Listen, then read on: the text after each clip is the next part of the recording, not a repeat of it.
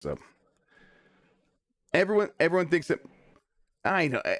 Who knows? Like it's getting out of hand again. I don't know. I just remember last time this was happening, we second guessed ourselves and thought that they were going to announce. Yeah, we like talked about the rumors, and then nothing Yeah. happened. That's exactly how it went last time. I mean, who knows? Can the people listen to us? Is the chat? Can you hear us? They can hear us now. Yeah, they can hear us. Okay. They I don't believe any acquisition stuff until I hear it from you, Jeff, or it happens at this point. I don't believe in anybody until I acquire myself. No, yeah, I don't know.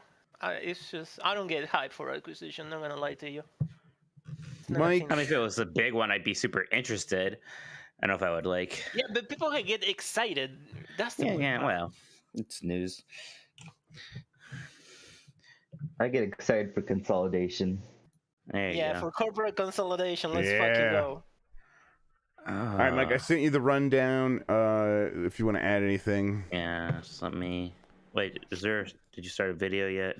Not yet. I'm about to. Hang on. Yeah, put on your t-shirt. I'm so sleepy. Stupid Penny woke me up at 5 a.m. and I could not go back to sleep. Good. And then, so yes, my plan is after this to publish the Diablo 2 interview I'm afraid of, and then, man, I wrote. Somebody in Kentucky is like salivating. Man, I wrote a very long intro to it. But I don't know. Aqua's ready to publish that piece. Oh God! I already sent it to him. I give him the preview. I'm like, get ready for him. Get ready for him. Get his ass. Get that ass. Get that ass. He's trying to get my ass. I don't. Hey, listen. Open that ass, step on it, and get that ass. What did you say? Step on me, Kotaku. Spray paint. In Discord, but you can just write podcast rundown in your Chrome window or whatever. I don't believe you. Oh, there it is. Let me go. I help this kid real quick. I'll be right back. Yeah, I know I can do that, Jeff. But you said you sent it to me, so then I became curious. What the hell can I? Gosh, did I talk about Deathloop last time? No, he talked about. No, Deathloop. you did. Yeah. So I'll talk about Deathloop. So how is Deathloop? Deathloop's fun. I like Deathloop. I want to. Is it 3 out of 5? Oh, 60%. No, it's probably at least a 4 out of 5. I haven't. Is it a 5 out of 5? I haven't beat it yet though. I don't think you gave return on it 5 out of 5. No, I don't think it's a 5. I don't think I like it as much as some people. But again, I like probably not even quite halfway through it. Is it a Game of the Year contender? I mean, maybe. Sure. It's not a Game of the Year like winner to me, but I don't know. I still prefer Hitman 3 in terms of something kind of similar to it. Yeah. That's still a bit more my style. I'm just waiting for Game Pass. I'll just wait the year.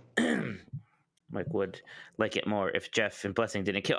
Okay, now first off, Jeff came into my game. It was the first time anyone ever did that. I barely even understood what's happening, and then he killed me.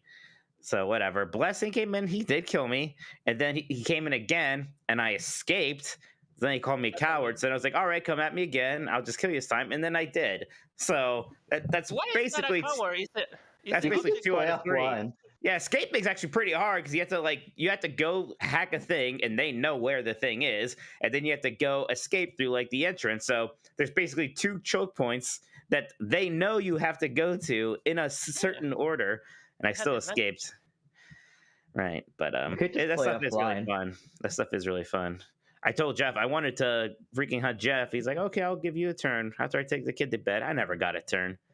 I never got a turn. Hey, Brap. Last night he was like, "Let's play Valheim. Like, I'm gonna be here in a while." We waited for 2 hours. Like, should we do this? We have a group of people. Wow. Yep.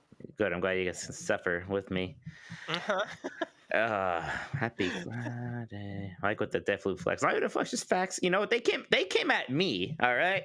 Both of them. They came at me. Yeah. I just got to show what's up. All right.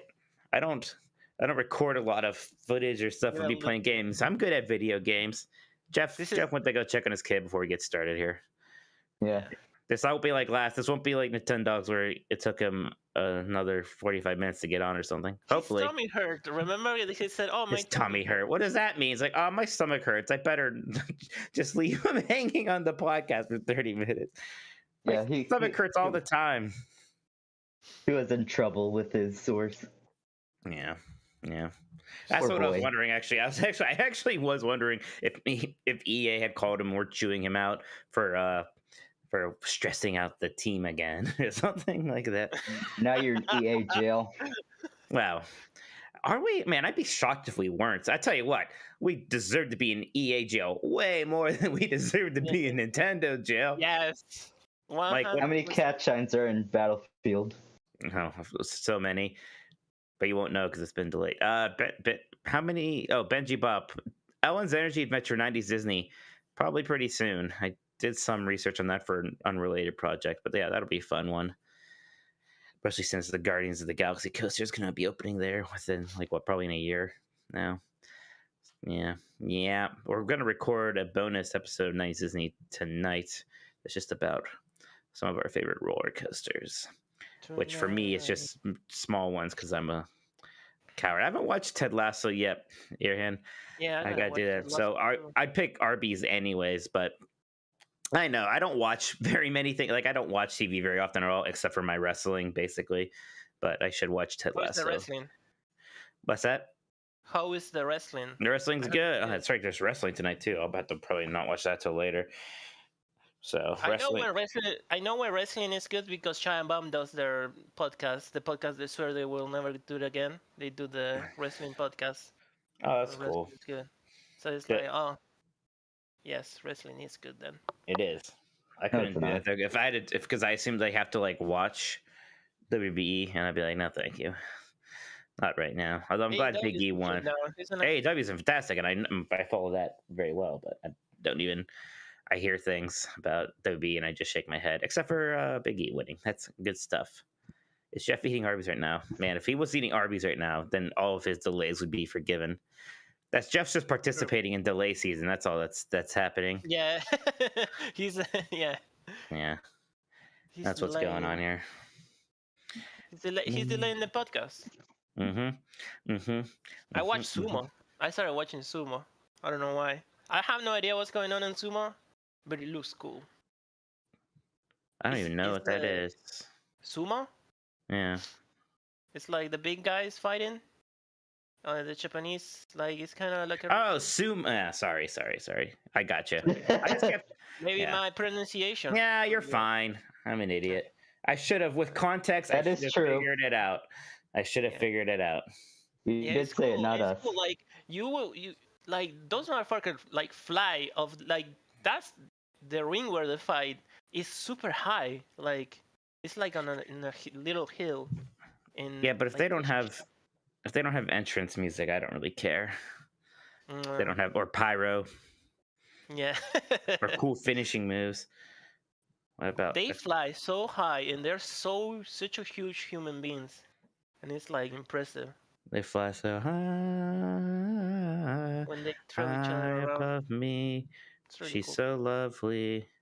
She's so high. Like Cleopatra. And something else. Da da da da. Yeah. Please don't do that again. I'll do it. Does anybody main E Honda? Yeah. I never knew anybody who was like, E Honda is my favorite character in Street Fighter. Come on. It's pretty E Honda's who you play as when you've been playing for 2 hours, and it's like, well, I guess I better play as somebody else besides like Ryu and Ken and Chun-Li and Blanca. It depends on which E Honda. No, they're all game. No, they all belong together. They're all the same to me. Are those the lyrics? Cleopatra, Joan of Arc, and Aphrodite. Man, Joan of Arc. Huh.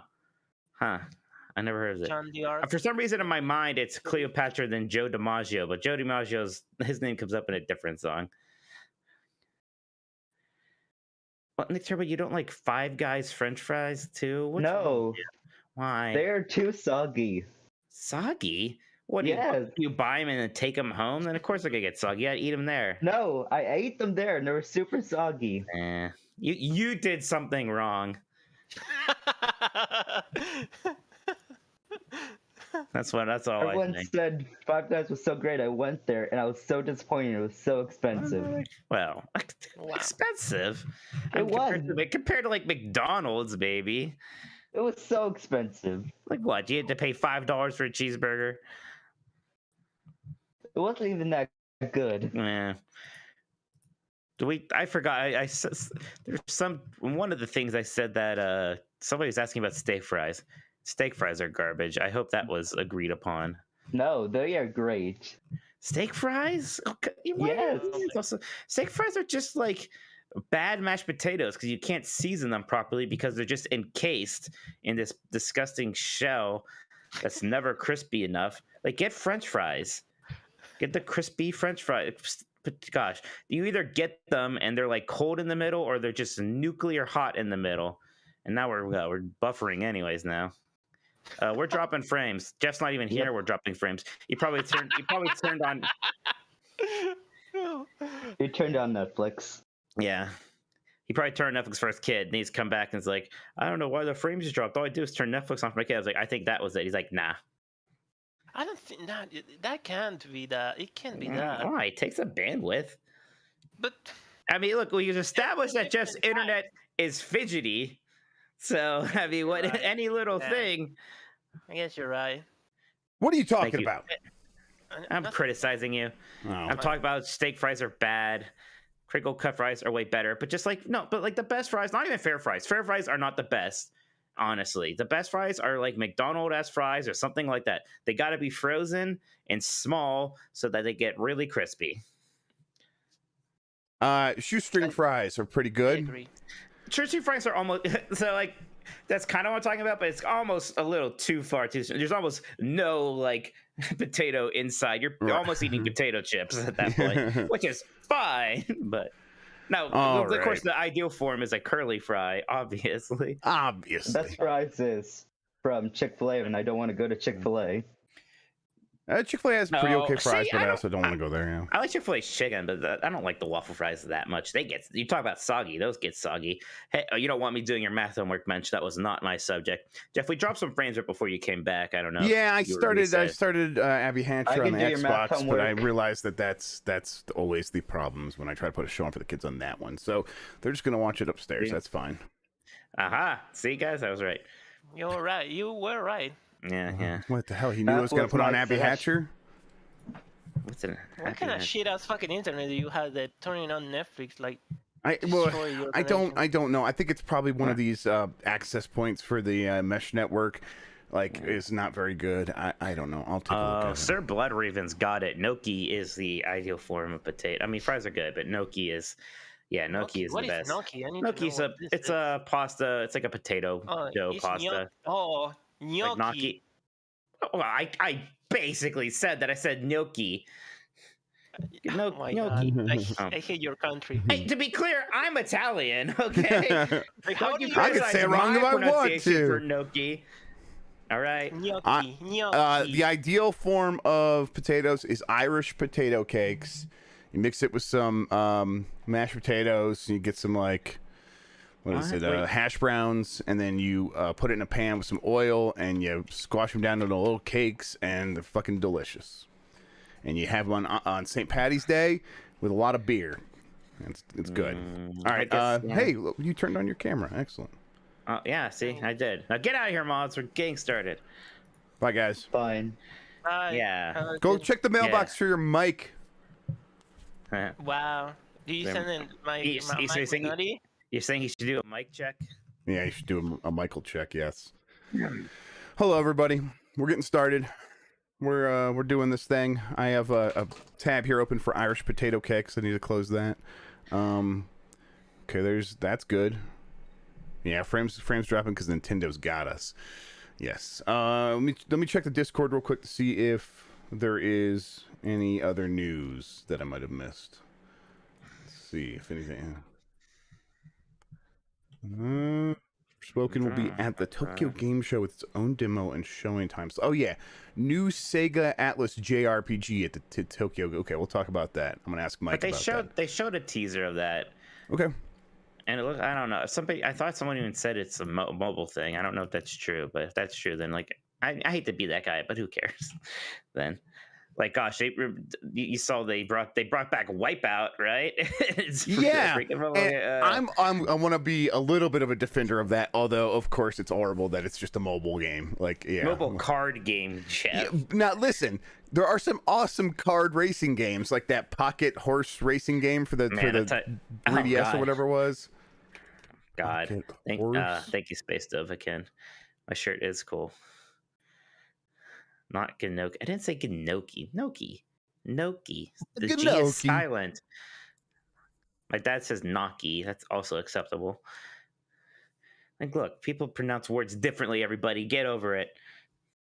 It happens.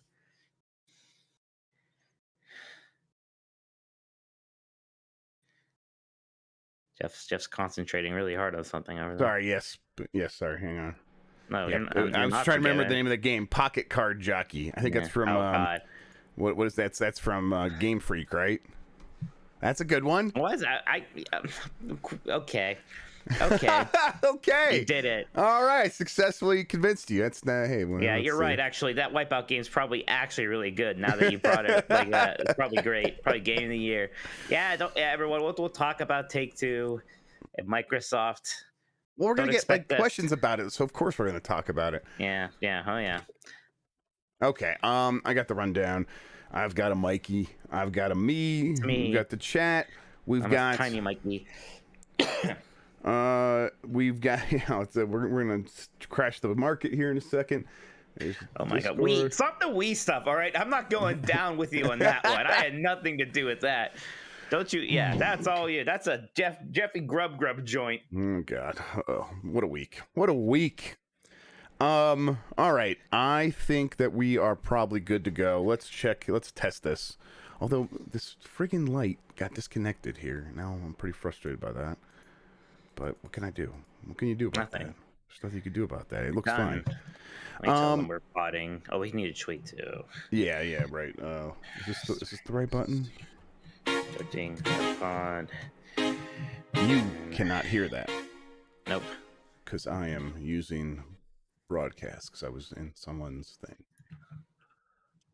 Are you going to talk about Yuji Naka relearning how to code so he can make his own indie mobile game? I feel like I don't want to pick on the poor man. Yeah, I was going to say, I kind of want to protect him from you, how vicious you are against the man. Yeah, fair enough, actually. I am awful. I literally, for a kid who probably displays his plush doll, I'm pretty terrible to the man who created him. You heard the music that time? Yes, I did. All right. And then... it's almost time for... I wonder if this still works, actually. No, it's not working, I don't think. Ha ha ha. Was it your Christmas intro? Yeah. Yeah, I know what you're doing. Oh, no, it's for He's a Jolly Good Fellow. Yeah, for when oh my God, from the Astrobot thing almost a year ago. Great. Yeah, it's still on the stream deck right there, so just in case. All right. Okay, I think we're good. We good? Oh, I have to tweet. Yes, let me do that, and then we'll get going. Guys, between me and Jeff, pick one to defend you. The rest are going to try to kill you.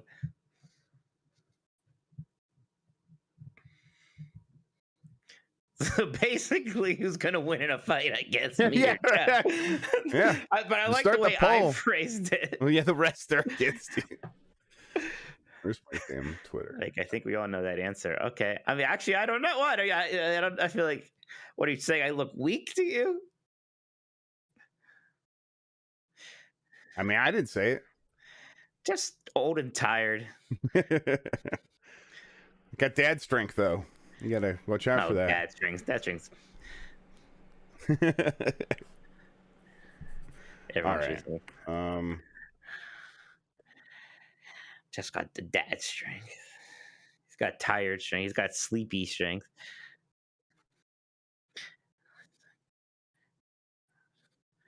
Yes, I would fight. I think I would fight way dirtier than Jeff. That's for sure. You're typing away over there. You got a lot to say. I'll take Mike. I've accepted my fate. I don't know why. I'm glad you took me, but I mean, we don't have to be so defeatist about it. All right, I tweeted And I can see chat. I'm good to go. Oh, do I have the questions? I do. I already got them. Mike doesn't have any hair to be. That's true. I can just grab Jeff's hair. That's true. That is a liability. Yeah. All right, Mike. I'm gonna do a countdown. I'm gonna hit the record button, and then we'll get going. You ready? Yes. 5, 4, 3.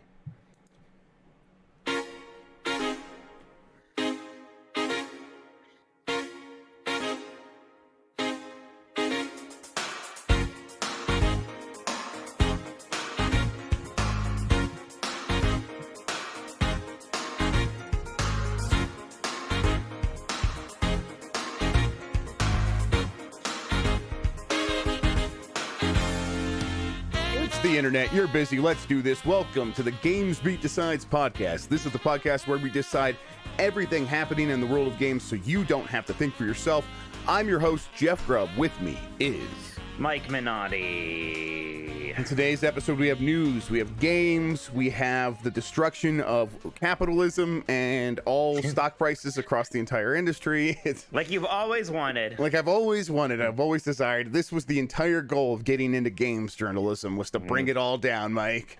Bring it all down. This is Discord leaker gate, really. That's who was actually to blame, right? Yes, for real. Yes. So we know who you are, and we're coming for you. Whoever leaked that from the Discord. It's weird to think like it goes from me being told not to share it, and then sharing it, thinking like, oh, it'll last 12 hours before someone shares it. 5 minutes later, it gets leaked out, and then another 5 minutes later, apparently. Investors are like freaking out, like they're like, some guy in a Discord said a thing. Oh God! Jeff's talking about the Battlefield delay, by the way.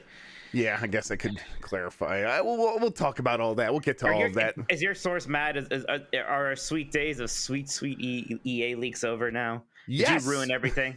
Kind of, yeah, a little bit. So yeah, I shouldn't have done that. That was my fault. But oh well, Mike, how are you life doing? Will be less stressful this way. I'm fine. Maybe.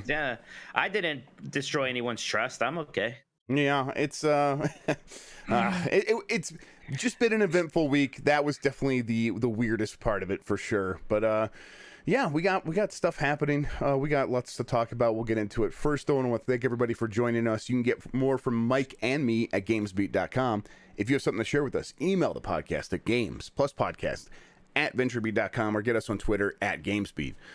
You can, we will say thank you to Carlos Ayin, who is Insane in the Rain Music on YouTube for the use of our theme songs. If you are listening to this on the website player widget, you can subscribe to the audio version on Apple Podcasts, Google Podcasts, Spotify, and more. If you're watching on YouTube, hit that thumbs up. It helps people find the show. It really helps us a lot. Join the Discord. The link is in the description. I think it's discord.gg/GameMess still. You can come hang out with us. We're always hanging out. And then thank you to the mods. Thank you so much, mods, for coming in and killing time with Mike while I deal with a poopy diaper. That's always good. And then for handling our chat and all that stuff. And if you want to support the show, you can go to patreon.com/GameMess. That's right. It's no longer patreon.com/JeffGrubb. Patreon.com/GameMess. You'll see Mike's image up there as well. Wow. Yeah, it's I designed it myself using an 8-bit filter from the Android App Store. And I feel pretty good about Very it. Cool. And you can get access to the private channels inside the Discord with that, where you can also leak information and get me in trouble. We're gonna need that Patreon money soon. We're in Nintendo jail. I'm pretty sure we're in EA jail. Yeah. I don't know how many more jails I can fit inside of, Jeff. I know, right? I'm a big boy. You'll get access to industry secrets, which might be going on hiatus here pretty soon. We might not be sharing the juicy stuff in there anymore. I guess I feel like it's always inevitably going to get too big, right? Yeah, of course. This was always going to happen. And then you could also get into podcast producers, where we take questions for like Nintendogs and take suggestions and hang out. That's where we hang out a lot of times. All right. But I mean, weren't other people saying? I thought the way I read the sequence of events, even aside from that, was you said a leak was or delay was coming. And then other people were basically like, we've been hearing similar things, and it's Battlefield. Yes. Yes, So totally. I feel yes. like it was going to happen regardless of. That's why I wouldn't have put it into the Discord if other people weren't saying it. It's like, okay, there's like 3 or 4 other people like just explicitly saying it is. It's Battlefield, and they're giving the details on it. So I'm like, yeah. People are like freaking out. Like, is it Halo? Is it this? I'm like, no, it's Battlefield. Just keep it quiet. And now, of course, keep it quiet is a friggin' meme. And Shuge X is sending it to the SEC, and it's like, this man over here, gentlemen. Like, oh please don't put me in jail. Wow. Yeah. So that was the whole thing. You can't possibly be held responsible for market manipulation. No, I mean, I don't know how it works, to be honest. It'd be really difficult to prove, but they'll never take me alive. First of all, Fair, but yeah, good. Yeah, but no, it's so I guess to fill in the details here, I guess we'll just talk about it. EA's stock price dropped $2 billion. Not stock price, its market capitalization dropped $2 billion. So it was like 7% off of its like total, like in this time frame of like, we're saying it's going to get delayed. It drops. And then while this is happening, I'm like, that's absurd, because I don't think it's getting delayed to like next fiscal year. It's probably not even getting delayed to next quarter. I didn't know exactly, but I'm like, from what I understand, it's not getting delayed till 2022. So and that's what happened. As soon as they announced it's coming out in November instead, the stock price went right back up. But people are like, oh yeah, market manipulation, all that stuff. And for market manipulation to be a thing, you have to intend to do it. You have to actually like inform someone who's trying to buy stock, and that's not what we were doing. We were just talking about game news. Right. So yeah, and we don't own EA stock. That would be bad. Yeah, that'd be bad in general for our jobs. Like, that's just against our ethics policy. So yeah, man, and probably some laws. Probably some, yeah, because we probably could affect those things. But our ethics policy is the thing that we're like right in front of us that we're worried about. So yeah. Battlefield 2042 is now coming out November 19th instead, and this is part of delay season. Hello, branding.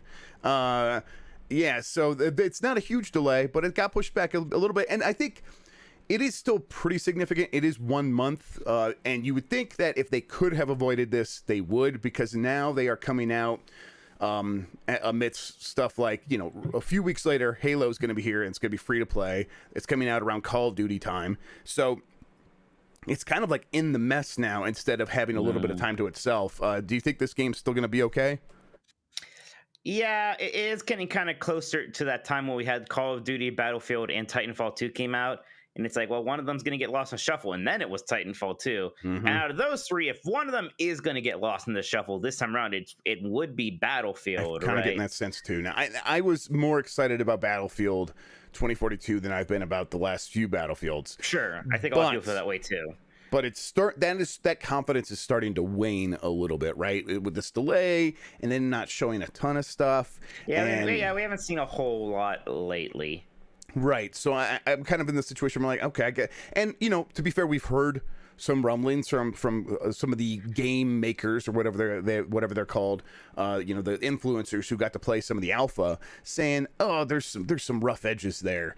And so that's probably what led to this delay. But hearing those sorts of things, not seeing a lot, this delay, I'm like, okay, things are starting to stack up against, like, not in favor of, but against the favor of Battlefield 2042 coming out and being like this really fun game. That's a multiplayer only game that's $70. There's just a lot of things going against it, I feel like. So yeah, he said the game's gonna be shit. Sell all of our stuff. Fuck. Yeah, just dump it all. All right, thanks. I could see the gears working in your head. You're like, what am I gonna do here with this? And then I'm like, okay, all right, here's where he's going. You could see me formulating the gag. Yeah, exactly. I'm like, okay, all right, that's where we're going. Thinking hurt. Head brain move when think. Hey, it was a good gag though. Very funny, yes. Yeah. So yeah, this game's coming. We'll see. I guess I just feel like if it has any issues out of launch, 2 weeks later, people are gonna get free to play Halo. So if you have a few friends move to Halo because it's free to play and they never even tried Battlefield, and you're one of the people like, hey, come play Battlefield. Well, it's not good yet, but I think it might be, or there's some issues. I think they're gonna fix it. I could just easily see that person being like, okay, I'll just come play Halo with you. Not that they were like super similar, but I just could see that sequence of events happening and causing some problems for Battlefield. Because they already had an October release date, obviously they don't want to delay it too much because they don't want everyone, they want investors to freak out like they did. Yes. I bet they do kind of wish they could go back in time and just have like made this a 2022 game. Yeah, Maybe right. just like not February because that's silly now, but maybe a nice March 2022 game, a nice April 2022 game. Yep, just kind of be a spring into summer sort of. Like, this does not need to come out so close to Halo and Call of Duty, and they always go up against Call of Duty for maybe 5 didn't, which is funny. I can't remember when 5 came out. But the Halo thing's going to be weird because a lot of people are going to go to that. Now, obviously, they have to have an Xbox, so maybe on PlayStation 5 they'll be fine. But then you have Call of Duty over there. Yeah. But yeah, I don't know. Who knows? Maybe Battlefield has its fans. It has people that are always going to prefer that kind of game. But we see that that's not, that there's not enough people who are just going to play the new Battlefield no matter what and make it a giant hit like there is a Call of Duty. Like people bounced off the last Battlefield because they didn't like it. Like that stuff can't happen. Yes. So Battlefield, November 19th. We'll see more of it soon. Also, as part of this, I think I talked on last GameSpeak Decides. I definitely talked on a Grubb Snacks that there was going to be an open beta starting September 22nd. That was the plan. It has now been moved. That's been delayed. I believe Tom Henderson came out and said the new dates are like October 6th, and Henderson is a good leaker for Battlefield information specifically. And so, yes, you're going to have to wait a couple more weeks for that. So we're just not going to hear about this. And there was I think there were events planned and stuff like that. People were going to play this game like in the media. So things have shifted around. They've had to make some changes. And it's like, okay, I mean, what can you do in a month? I guess we'll find out. All right, some other delays. Dying Light 2 has been moved to the aforementioned February time frame. That is a game that was going to come out, I think, what was it, October? Something like that. Mike doesn't know. Sounds right. I don't know. Zombie, who cares? Right. I know people care. I don't, yeah. But that sounds right. Yeah, but it's coming out February 4th now, part of that very busy February. I guess I kind of always thought this game would get delayed, and then in recent months, they were. You know what they do? They send stuff to my house. They send posters and stuff saying, "Hey, we have news coming up soon." I'm like, "Oh, they're sending out like physical goods. They must be pretty confident that game's coming out this year." And I'm like, "Okay." So I kind of bought into that confidence, and then of course now here we are getting delayed. So it's not surprising. Games are in a situation where people can't get into offices still, and it's causing problems. And so apparently that one was supposed to. So Dying Light 2 was supposed to come out in December. It was December. Okay, I thought in my brain I'm like, is that a December game? Okay, yeah, that's right. Now I remember. Thank you, chat. So yeah, December to February again. That's a couple of months. You can't do a ton of stuff, but you can try to get that first patch and treat it instead of having that be the first patch, just have it launch that way. And so hopefully both these games can get in a situation where they have the best possible launch. And then, of course, Mike devastated with the Rocksmith Plus delay to 2022. My younger brother, Chris, is really looking forward. He loves Rocksmith. He loves the shred. Yeah, he can actually kind of play guitar. Okay. I can't and don't have any interest. I already have a musical instrument. I'm already good. Yeah, right? There you go. Your tin whistle. I don't need Rocksmith, yeah. Yeah, what the hell? And really, when you play the tin whistle, it means you can't sing. So, you got to give and take, and it's a good thing one way or the other. Yeah. Now I'm going to record multiple tracks, make a song for you. Oh, God. Oh, thank you so much. Thank you. Okay, we got a little bit of Nintendo news here. The Nintendo Switch got an update, Mike, and you can now use Bluetooth headsets. How do you feel about that? Glad, but also angry. Right. They could do that. That was an option. Yep. It's a portable device, and portable devices should support Bluetooth. I understand to a certain extent the Xbox not supporting it because it's it has its own wireless frequency thing that it uses that okay, and then they can license things to use that. Whatever. It sits in the home. I'll probably use my speakers, or I'll plug in a headset into my controller. Right. But when I'm going outside the house, it's I don't want to take one pair of headphones for my phone so I can listen to the podcast, and then another one for this other portable device that should just work on the same protocols. So it was weird that this took 4 years to happen, but I think a lot of people bought crappy, cheap airport headphones, or they just resigned themselves to playing the Switch with no sound when they were on an airplane. Yeah. Yeah, and Nick Turbo brings up a good point for like a home console. You could just connect your headphones, Bluetooth headphones, to your TV and get the sound that way. So you don't necessarily need it in the Xbox. But again, the Switch is like a portable thing. And there was like a boutique industry. Is that right? The where people could buy these little adapters that plugged into the 3.5 millimeter port. You want to check on those guys? They're probably pretty upset. Yeah, they're probably not doing too good anymore. And I heard they also had EA stock too. So it's been a rough week. Yeah, put them on a watch or something for sure. Nintendo also this week filed I guess they submitted a filing with the FCC for a new device called the HAC-043, and it's listed as a controller for the Switch. And what makes that interesting is that the last device that they registered was the HAC-042, and that was the Super Nintendo controllers that attached to the side of the Switch. So people are they're coming up with hypotheticals here that maybe this is related to either the Game Boy or the Nintendo 64 games coming to the Switch Online service in the same way that we got those controllers for the NES and the Super Nintendo. So that means we're going to get a monstrous thing, like just an absurd looking device that connects an N64 controller to the side. I'm trying to visualize that. I looked up some disgusting. Yeah, I looked great. Disgusting and great is exactly how like repulsive, but you can't look away, like a train wreck, like a video game train wreck. When you do it with the NES and the SNES, it almost just kind of looks like, oh, it was like designed to do that, but like no, that's not going to work with the 64. Oh man. Yes, and I did forget the word I can't even say it. Hypothesizing? Hypothetical? Hypothize. I can't say it. Brandon Alvarado put it in chat, and my brain just will not process this word. Hypothesizing. Thank you. I would have been able to, but then you got in my head. Yes, I'm sorry. I know. That's what happened. I got the first syllable wrong, and it all just fell apart. Hypothesizing, yes, we got this. Easy.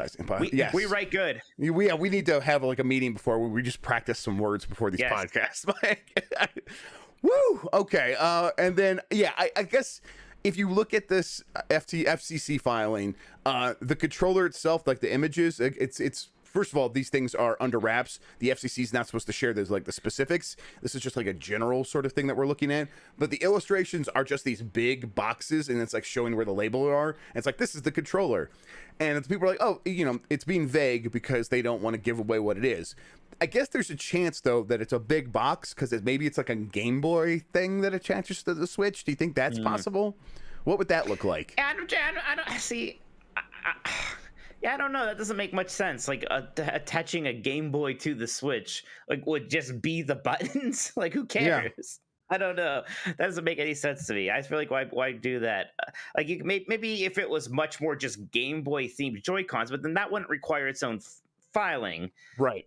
Exactly. Like, so no, I don't think. I think it's in there in Nintendo 64 controllers or nothing. I don't know. I think it's just that. It can't be like, what would it be? It's just, it's like a Game Boy with like, would it have a screen that just doesn't do anything? We just cut it in half? Or is it like is it a big bottom half of a Game Boy, like absurdly big, and you slide the Switch down inside it and that becomes the screen for the Game Boy thing, and then you have like this big giant pancake. It's not so that big. That'd be way too big. That'd be absurd, but I would kind of like it. But I kind of like it, but it'd be too big. Yeah. And then the Nintendo Switch is getting a permanent price drop, Mike, in Europe. In Europe. So apparently it has more to do with fluctuating like currency prices and stuff. Right. So it's dropping more so than altruism. Yes, exactly. Like, oh yeah, you paid enough for too long, and so I guess they kind of are saying you paid too much for too long, but it's like they're still making plenty of money by charging £259 and 269 euros, and that still puts them well over, I think, $300 for that original Switch model in terms of like when you do the adjustments for currencies. So yeah, Nintendo's not hurting by cutting a little bit off the top there. Doesn't seem like there's any plan to bring this to other territories, and that makes sense because yeah, the dollar's just not worth the same there. So yeah. Okay, so got some other news, and got a few things I want to ask Mike Minotti about. Wow. Deltarune Chapter 2. Yeah.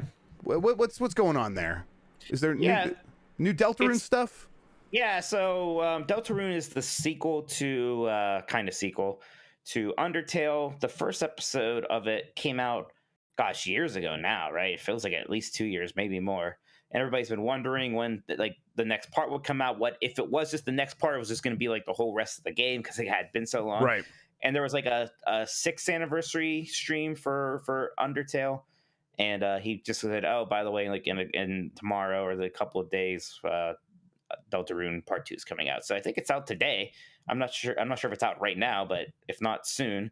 So something I want to check out very soon. But yeah, it is chapter 2, so I'm not sure like how many chapters is going to be. I don't know how long this is, because chapter 1 was like it's something you could beat in like a long night, right? So and like, you know, I'm glad to get more, but there's another part where it's like, am I really going to play like four more hours of this and then wait another like year or two for, I would almost just rather have one long game at this point, but I'm so excited to get more. Right. It's just cool that, I mean, these surprise drops are pretty exciting. Like, oh yeah, just out of nowhere and mention, hey, it's coming very soon, with no sort of build up beforehand. Like there was no rumors about this. There was no like, hey, I got big news coming up soon. Nothing like that. It's just, hey, we're celebrating 6 years of Undertale, and then during that announcing this. That's pretty cool. Right, man. I remember the 5-year anniversary feels like it just happened, because I remember they did that concert that was really cool. That's good stuff. And yeah, I remember even back then, it's like, oh, they're going to announce something with Deltarune there, and then they didn't. That was a year ago, man. All right. And then there's going to be a new Sega Atlas JRPG at the Tokyo Game Show, and I know that you are just off the wall excited about this. No, I don't know. They already showed a teaser for it today. I think specifically so that they got people to stop thinking it's going to be Persona 6. Right. It's not. It's just some generic looking fancy thing. And I think I don't know. I saw somebody in the comments like on Twitter say it's going to be a mobile game or something. So who cares now? Right. If that's the case, yeah. I mean, who knows? Maybe it's good, but it kind of has to prove itself for like us to care about it, for sure. Yeah, it's not Phantasy Star 5, so meh. Yeah, fair enough. And then Forspoken is also going to show up at the Tokyo Game Show. It's going to get probably a new trailer, I think, and I think there's talks of a demo being playable. So I don't know if that's going to be publicly available beyond the walls of the Tokyo Game Show, but it seems like people might get their hands on it in Japan at least. So we might get some details about how it plays and what people think about it. That'll be interesting. I saw some people in chat disappointed not Persona 6. We should still be getting some kind of Persona news. There's all that stuff though, so, but like maybe not Persona 6 yet. Right, Persona news is happening this month. Right, like this month. Before the end of this month, we're supposed to get Persona news. Now, not Persona 6 probably. I talked about this on Grubb Snacks a little bit. I think they'll probably wait until the end of the mini announcements they're planning to make over the next year. And it'll probably be like the last one, yeah. So it'll probably be sometime in 2022 that we hear about that. If it's that makes sense, right? That makes sense. All right, and then sticking with the Mike Minotti flavor of news, Tales of Arise has already surpassed 1 million copies sold. Mike, have you gotten your hands on Tales of Arise? I have. I actually got a code and I have it installed ready to go, but then I didn't start it. I wanted to play Deathloop, and now I have another PlayStation game that I need to review, so it's going to be a little bit before I can start Tales of Arise. But I'm not too shocked. This is pretty easily going to be the best-selling Tales game ever. It seems like that there's just a lot more hype for it this time around. And it's not even so much because like the last couple of Tales games have been that good. It almost seems more like the re-release of Vesperia helped a lot. Yes. And people just it seems like everyone just suddenly came together and was like, we like these games. Yeah, right now everyone's decided like, this is going to be a big hit because we've liked the last couple after going back and trying them. And it also does seem like Bandai Namco basically is like, hey, look, we invested more money in this than we usually do. Like this one looks prettier than you're used to. It's kind of a bigger deal, and I think everybody latched onto that and bought into it. So even people who maybe only like Tales of Symphonia or only like Tales of Vesperia or only like those two, like I do, like you didn't care about Tales of Berseria or Tales of Zestiria, right? You're just making them up now. Well, no, those are real games. Those are real names of games. Sure, yeah. Yeah, but they're like, oh yeah, I'm excited for this one. This looks neat. Yeah, that worked. It also got really good reviews. So yes, it got good reviews. Yeah, it's got a lot of things going for it. A lot of good buzz. Looks nice. Yeah, so I have it on Steam. I was gonna try it actually because the reviews are so good. So wow, I'm probably not gonna like it, but whatever. This is gonna be your gateway to weebiness, finally. Yeah, finally. Let's see. And then Castlevania Advanced Collection was rated for PlayStation 4, Xbox One, Switch, and PC in Taiwan. You're feeling more confident about this one again? Yeah, isn't that fun, Tommy? I think just this week on Last of the Nintendogs, I told you I'd given up hope on this because we hadn't heard anything in forever yet. And man, just like that, it's back. Yeah, come on. There's got to be some fire with this smoke, right? Yes, I think so. I think this seems like one that shows up at like a Nintendo Direct at some point, right? Like you just announce it in a Nintendo Direct and you shadow drop it and it does very well. That seems like exactly what should happen here. I hope that's what happens. I don't know, but that is definitely my hope. I'm very excited that people are going to get a chance to go back and play these. I'm really excited to go back to them. And I wanted to for a bit now, but I'm like kind of holding off because I'm like, well, I kind of want to play like the official package thing on my Switch. We'll see. And then there was the Nvidia leak, which listen, I think so. Let's talk about it. That someone was able to get a bunch of games off of a list that was like supposed to be secret, but they like did some like SQL calls or something to the server, and it gave them back a list of like a couple thousand games. And a lot of these games are stuff that's unannounced and seems wild. Like for example, Kingdom Hearts 4 was on this list. Mike, and I want to gauge what that would mean to you. Do you think that is something that would even show up, even if it was just developers trying it out? Yeah, man, there was a very long time between 2 and 3. Now, granted, 3 made so much money. Maybe they were like, hey, what we did last time was real stupid. Let's just make Kingdom Hearts 4 right away. We could make the one music game. Now, there's a part of me that's like, maybe this is just that music game. And like this is how the GeForce people are identified. This is Kingdom Hearts after Kingdom Hearts 3. It's Kingdom, or some other spinoff, and it doesn't have an official name yet. So it's like it's Kingdom Hearts 4. I don't know, because like that. The other thing that really like would excite me is Final Fantasy 9 remake, not remaster, not port. It says remake there. But again, I don't know what that is. That could just be like an update to the version that's already on Steam, just remaster. And again, the GeForce people, when having to classify it, were like, Final Fantasy 9 remake. Yeah, I think a good example of like how some of this stuff sometimes happens is like that one famous GameSpot story that leaked or that like got published early where it was like Bully 2, Kevin's Backjack or whatever it was. And like that's never a real game, but someone just put it in there as a placeholder for like pre-writes for E3. Yeah, we do that kind of stuff all the time. We do that kind of stuff all the time. I've had a Silk Song pre-write ready to go for a long time. Right, and like there would be like I have a Silent Hill sequel pre-write right now, like in the back end. And if someone were to go in our back end and see that, they're like, well, Jeff Grubb knows about a Silent Hill game, and I don't. But there's enough smoke that I'm like, I'm going to be ready for it. I understand why it would look that way. Yeah. Yes. Right. So, but at the same time, so I mean, I'll say like. So there's definitely stuff like that that's weird. And like Halo 5 Guardians for PC kind of showed up in there. And Halo 5 is not coming to PC. That's not really in the works. Why would it? Yeah, exactly. They have Infinite coming. The new one's about to come out. People generally don't like Halo 5. Like, why would that come to PC now or at any point after Halo Infinite comes out? Yes, it doesn't make a lot of sense. Now, there are some things in there that are real. The best examples are those Microsoft games with the code names, stuff like Project Oxide and Project Indus, which is actually the same thing, which is a new 4X strategy game from a new studio in Baltimore. And then there's a handful of other stuff that I think Jez Corden went over. Like, yeah, that stuff is real. So definitely, I think some developers are using this for certain things in development. But I just don't know if that means Injustice 3 is definitely coming. I've heard that they might have been putting that aside for Mortal Kombat 12. I've talked about that in the past. Mortal Kombat 12 also on that list, but is that also just a placeholder? It's a mess. The list is a mess. It's really hard to take. It's a game mess. It's really hard to take definitive information away from it. But it's interesting. It's fun to speculate, and it's cool that this happened, I think. I'm sure that a lot of those are video games we are going to play eventually. I would not go through that list and be like, all right, Kingdom Hearts 4 confirmed, right? Yes. Injustice 3 confirmed. Don't think of it like that. Right, exactly. And then Twisted Metal, the TV show, got its star, Anthony Mackie. Anthony Mackie, who plays the Falcon in the MCU, is going to star in it. and he's going to play John Doe. And I think the rundown of like how this is going to work is I think it's a post-apocalyptic world, and Anthony Mackie's character will get a chance at a new life if he can like deliver something across this wasteland. And in between him and this goal is a bunch of people who want to kill them with vehicles, including a clown in an ice cream truck. So I don't know how I feel about that premise. I guess it sounds okay. I hope it's much more Running Man than it is like Mad Max, but I mean, I guess we'll see. I'm not gonna watch it, but yeah, sure. Yeah, fair enough.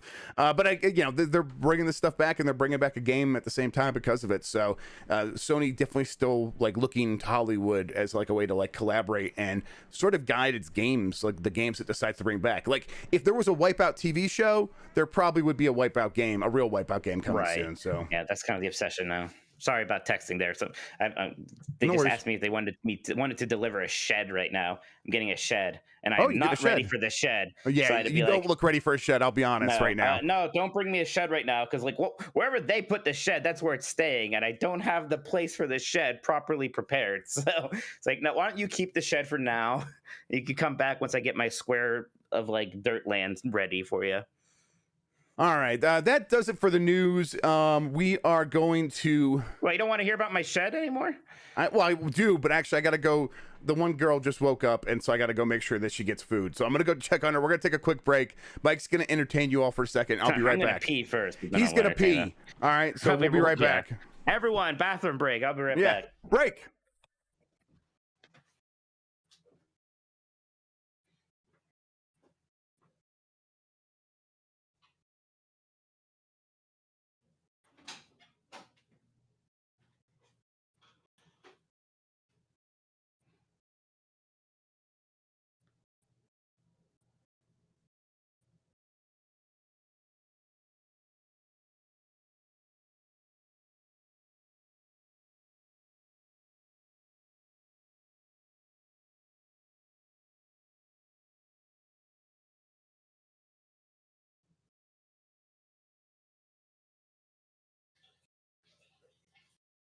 Hello, guys. I'm your new host.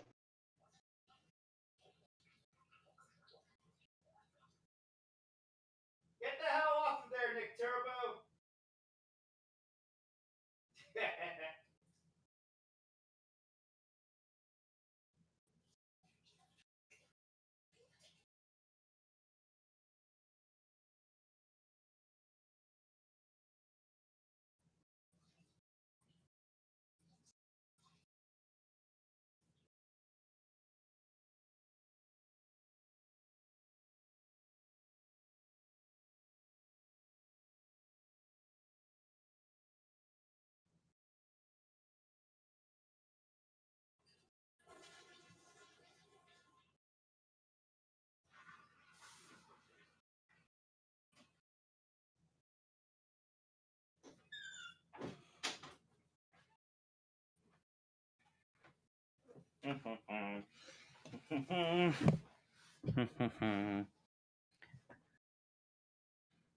Yeah, I have the headphone. Look, I have a long cord. I'm gonna take advantage of it. You didn't hear the pee, did you? That's gross. I flushed. Okay, you can hear the flush. That's fine. Yeah, I mean, look, the bathroom is right next to my office. Yeah, there you go. Just stand. It's a stream within a stream. I washed my hands. Shut up, Jeff. I just knew I was going to come back, and I was like, I didn't mute Mike. I bet they're going to hear him peeing, and that's all they're going to be able to talk about for the rest of the show. They're like, they heard the flush. Okay, they heard Don't the worry. flush. Right. They didn't hear the liquid. It's like when a fart happens in like a first grade class. It's like that's all the kids are going to talk about for the rest of the day because they're first graders. It's yeah, like, you may as well just cancel school. Yeah, exactly. Cancel school for the rest of the week. Yeah, they're just going to need to recover. All right, hang on. We'll get back into it. Yeah, so I got a long cord. See, the thing's going. All right, hang on. Hang on. Let me deal with this and we'll be right back. All right, look, I'm showing them how long my cord is. This is why I can go pee with my headphones on. See? It's good stuff. Shut up, badge guy. I said liquid. Deal with it. Keep busy. All right, kids. Let's stop talking about pee. Y'all have fun. Y'all have a laugh. I'm gonna play a song for you. Get your minds out of the toilet, literally. Yeah.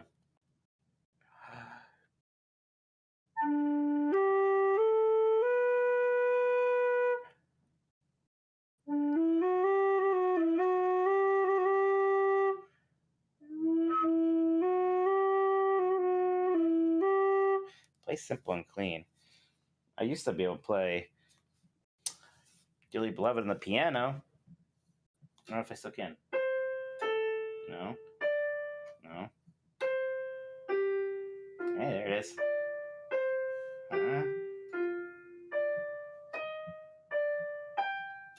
Ooh, pretty, eh? I used to be able to do two hands on that, but that's hard. Forgot how that one worked. Play Megalovania. I could play Asgore, which is the better Undertale song anyways, right?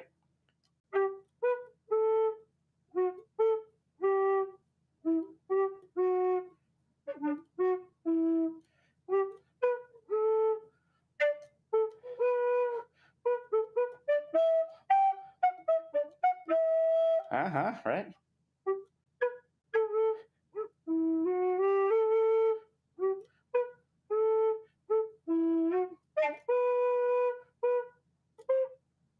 All right, that's enough of that. But yes, there's a Undertale song for you. Happy 6th anniversary. Better than I mean, God, Megalovania is very good, but I like Asgore even just a little bit more. All right, I'm back. Hey, he's back.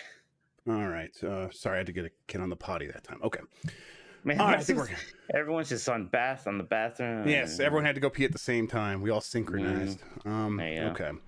All right, Mike. I want to hear from our super chatters. Okay. Is that okay with you? I guess. Let's get the glasses on so I can read these things here. Ooh, All right. Ooh. Evan Dance asks us, why does his Series X download slower than his PlayStation 5? I guess there's a variety of issues there potentially. It could be the Xbox servers are further away. They're busier. They could be if your internet is super fast. Like if you have a gig internet, it could be the speed of the drive slowing you down a little bit, but that seems unlikely. I don't know. It's more than likely, like the simplest solution there is almost always going to be some connection between you and the server. So that's probably what it is. I remember, what was it? Was it PlayStation 3 versus Xbox 360? I remember just felt like my Xbox 360 stuff would download in a second, and PlayStation 3 was always like 5 hours for some reason. And that was the same on PS4 and Xbox One, to a certain extent for a few years. And then PlayStation got super fast in like the last couple of years, and then Xbox was looking pretty slow. And now for me, they're pretty similar when I download. Yeah, I think it's about the same for me anymore, really. Yeah. Kung Fu Hot Dog says, "Hi boys, do you think we will get a documentary on the troubled production for Halo Infinite? Is bringing back Joe Staten a guarantee for success?" No, it's no guarantee. No, it's not a guarantee. I mean, in order to make the documentary, you're going to need a lot of permission and access from Microsoft. I don't know if they necessarily want to tell that story. Right. Maybe if it comes out and it's like this big, like with Final Fantasy 14, right? It like like when they redid it, it came out and it was a giant hit. So it's like, yeah, okay, now let's tell that story, or let's get that out there because that's interesting. And you have the no clip documentary. I don't even know if Microsoft's ever done anything with no clip. I don't know that they've ever done anything long form themselves on behind the scenes development. Double Fine's with Microsoft now, but Microsoft itself has never really done anything with no clip. So I wouldn't expect it. Speaking of that, though, you see that Bungie, speaking of Halo, that Bungie composer like owes them money because he was found in contempt of court. Yeah, Marty O'Donnell. That's it. Yeah, that was pretty wild. I actually just saw that right before. I'm like, I might put it in a rundown, but I'm like, I don't know exactly what happened there, so I'll just wait and live here. But also NoClip just put in a documentary with about Prey. So then they also work with Bethesda. So there might be a relationship there to get something like that to happen, but it would probably take some doing, and the game would have to probably be in a good place for them to feel good about doing it. Yeah, so it's not going to happen unless the game comes out and is a big hit. If it like has a Halo 5 reception, even they're not going to be like, "This is how we made the game that you guys kind of think is okay." Maybe. Yeah, exactly. Dylan in chat says that NoClip did a flight simulator documentary, so there you go. So maybe something. Yep. Yeah, Brap Basement Radio Arcade Podcast says, "Happy Friday, Jeff and Mike. I am enjoying Deathloop too. Yeah, we've been having fun with Deathloop. We'll probably talk about some of our shenanigans towards the end of the show here. Yeah." Kevin S says, "Hello. I really see no need for Xbox and PlayStation 5 refreshes. HK not needed, or 8K, excuse me, not needed anytime soon. HK, I'm already thinking about KOTOR. 8K not needed anytime soon, not until next gen. Agree? Also, we have the meats." Yeah, I was just thinking about this. I mean, the real, I bet there will be anyways, because it's a way for them to make money. I think they won't be nearly as necessary as they were last time. No. But for Sony, the big refresh might just be PlayStation VR 2, right? Like the quote unquote, it'll be more like Connect. Like that's how you make the console relevant again, is with this big kind of new piece of hardware that's more of an accessory than anything else. And they did that a little bit with the first PlayStation VR, but I think the second one's going to be a bigger deal, just because the wire situation was so ridiculous with the first PlayStation VR. I think it really cut off access for a lot of people. Yeah, I think that's a good point. Like we might see them lean more towards that, where like a peripheral comes out, and that's the idea of like, oh, we'll build up excitement that way. There's something there. There will definitely be slims and bigger drives, and that like a lot of stuff that also happened during the 360 and the PS3 era, where they just kept releasing variations on the same hardware, and they'll definitely do that stuff this time around as well. But in terms of like a full refresh, I think it's possible, but not yet. 8K will be I hope it will be a loser for them if that's the marketing they try to go with, and that's the whole thing there. Like the Xbox Series X and the PS4 Pro, they came out and they leaned on 4K as a marketing term because a lot of people were buying 4K TVs and people wanted to get the most out of it. And it worked really well for them. They sold pretty well. Doing the same thing with 8K is probably not going to work. I would maybe if it was branded as like the no compromises version, right? Like the don't worry about performance mode, don't worry about fidelity mode, right? Like this is just always 4K, always ray tracing on, always 60 FPS. Like that would be pro mode, right, exactly. That would be neat.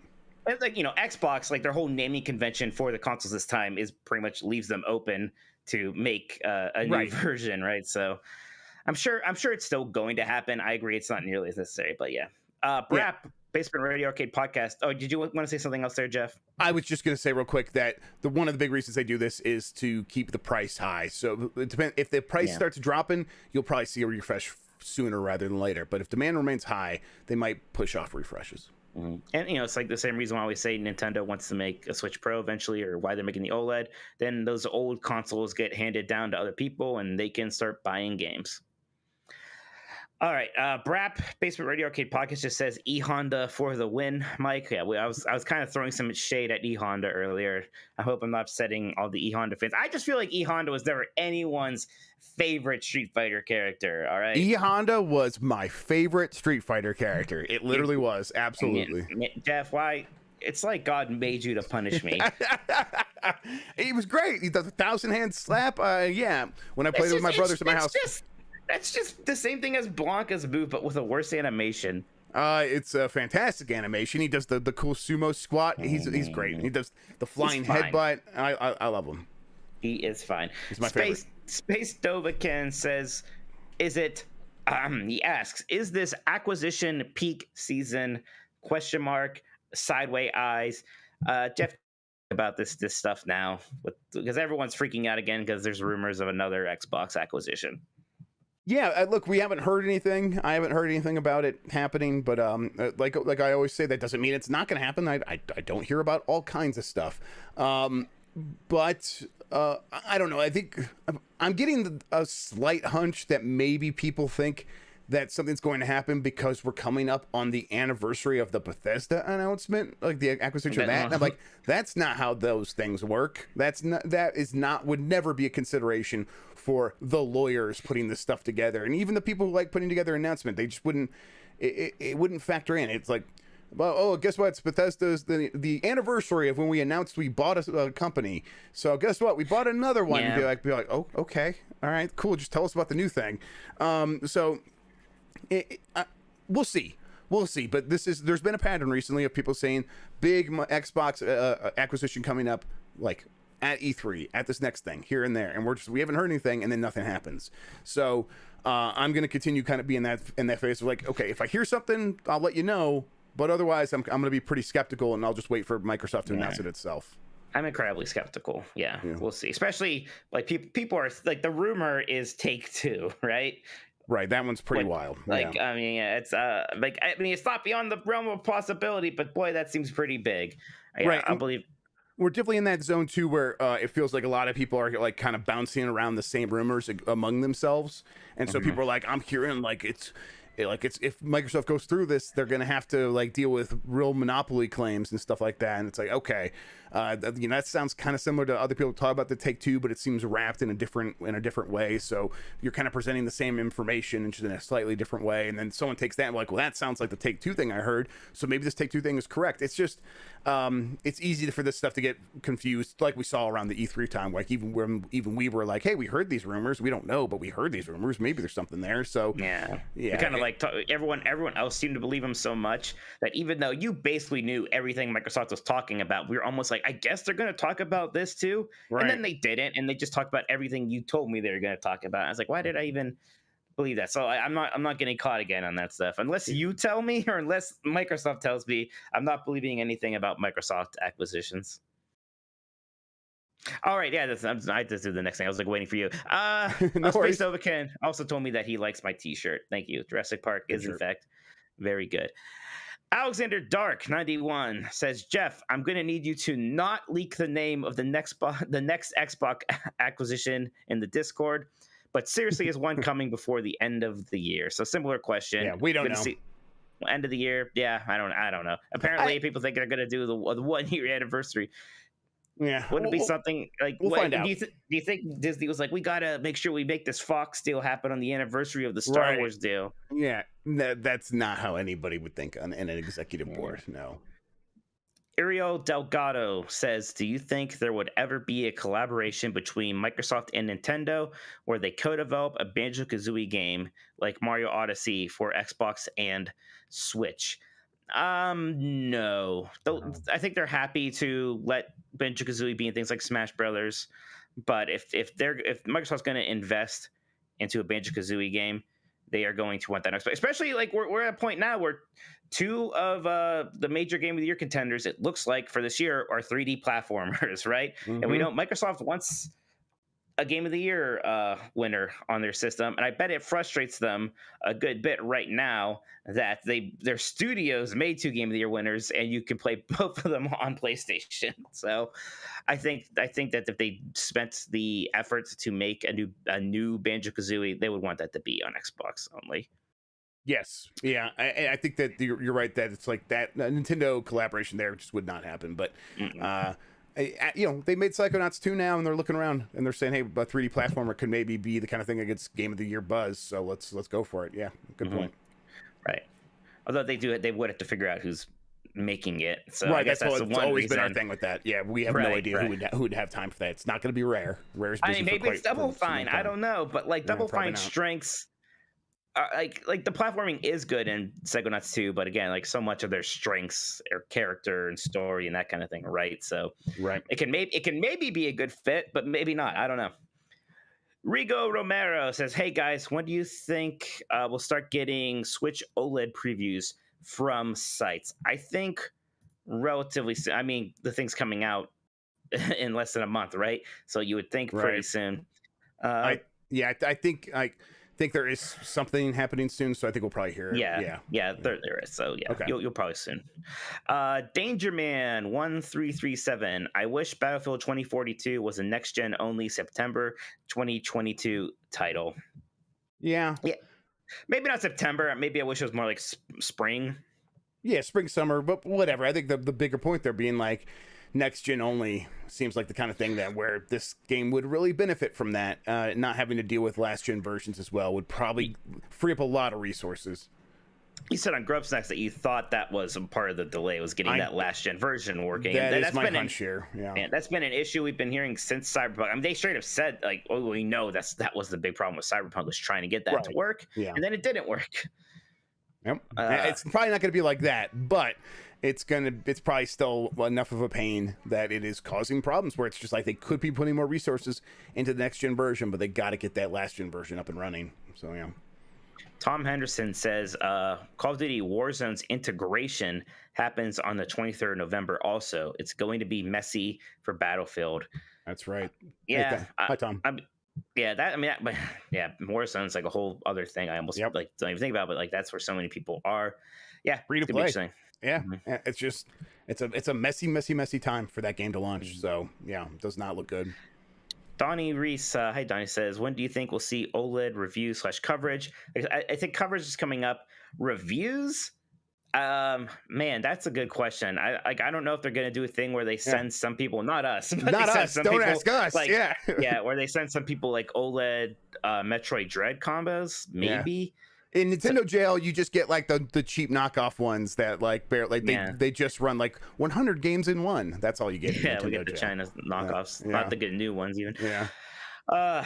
Creaky Leg says, I was in the middle of showering and had the podcast on Bluetooth speaker, so it was definitely a strange experience hearing Mike use the bathroom. Hey, look, is what it is. I hope there weren't any kids around.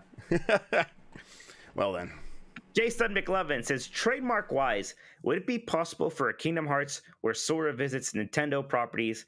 My mind knows it would never happen, but not my heart. It would not be possible without cooperation from Nintendo, Square Enix, and Disney. So like you say Sora visiting the town properties, I assume you mean could they just do it without Disney and make that the next Kingdom Hearts and not have Disney involved at all? I bet Disney has some stake in general in that franchise still. So that's a lot. Those are three pretty big companies that have to play next with each other. My guess is no. I remember when EGM did that April Fool's joke about like Mario being in Kingdom Hearts forever ago. God, that was a long time ago. Man, wow. Yeah, no, that's not going to happen as cool as it would be.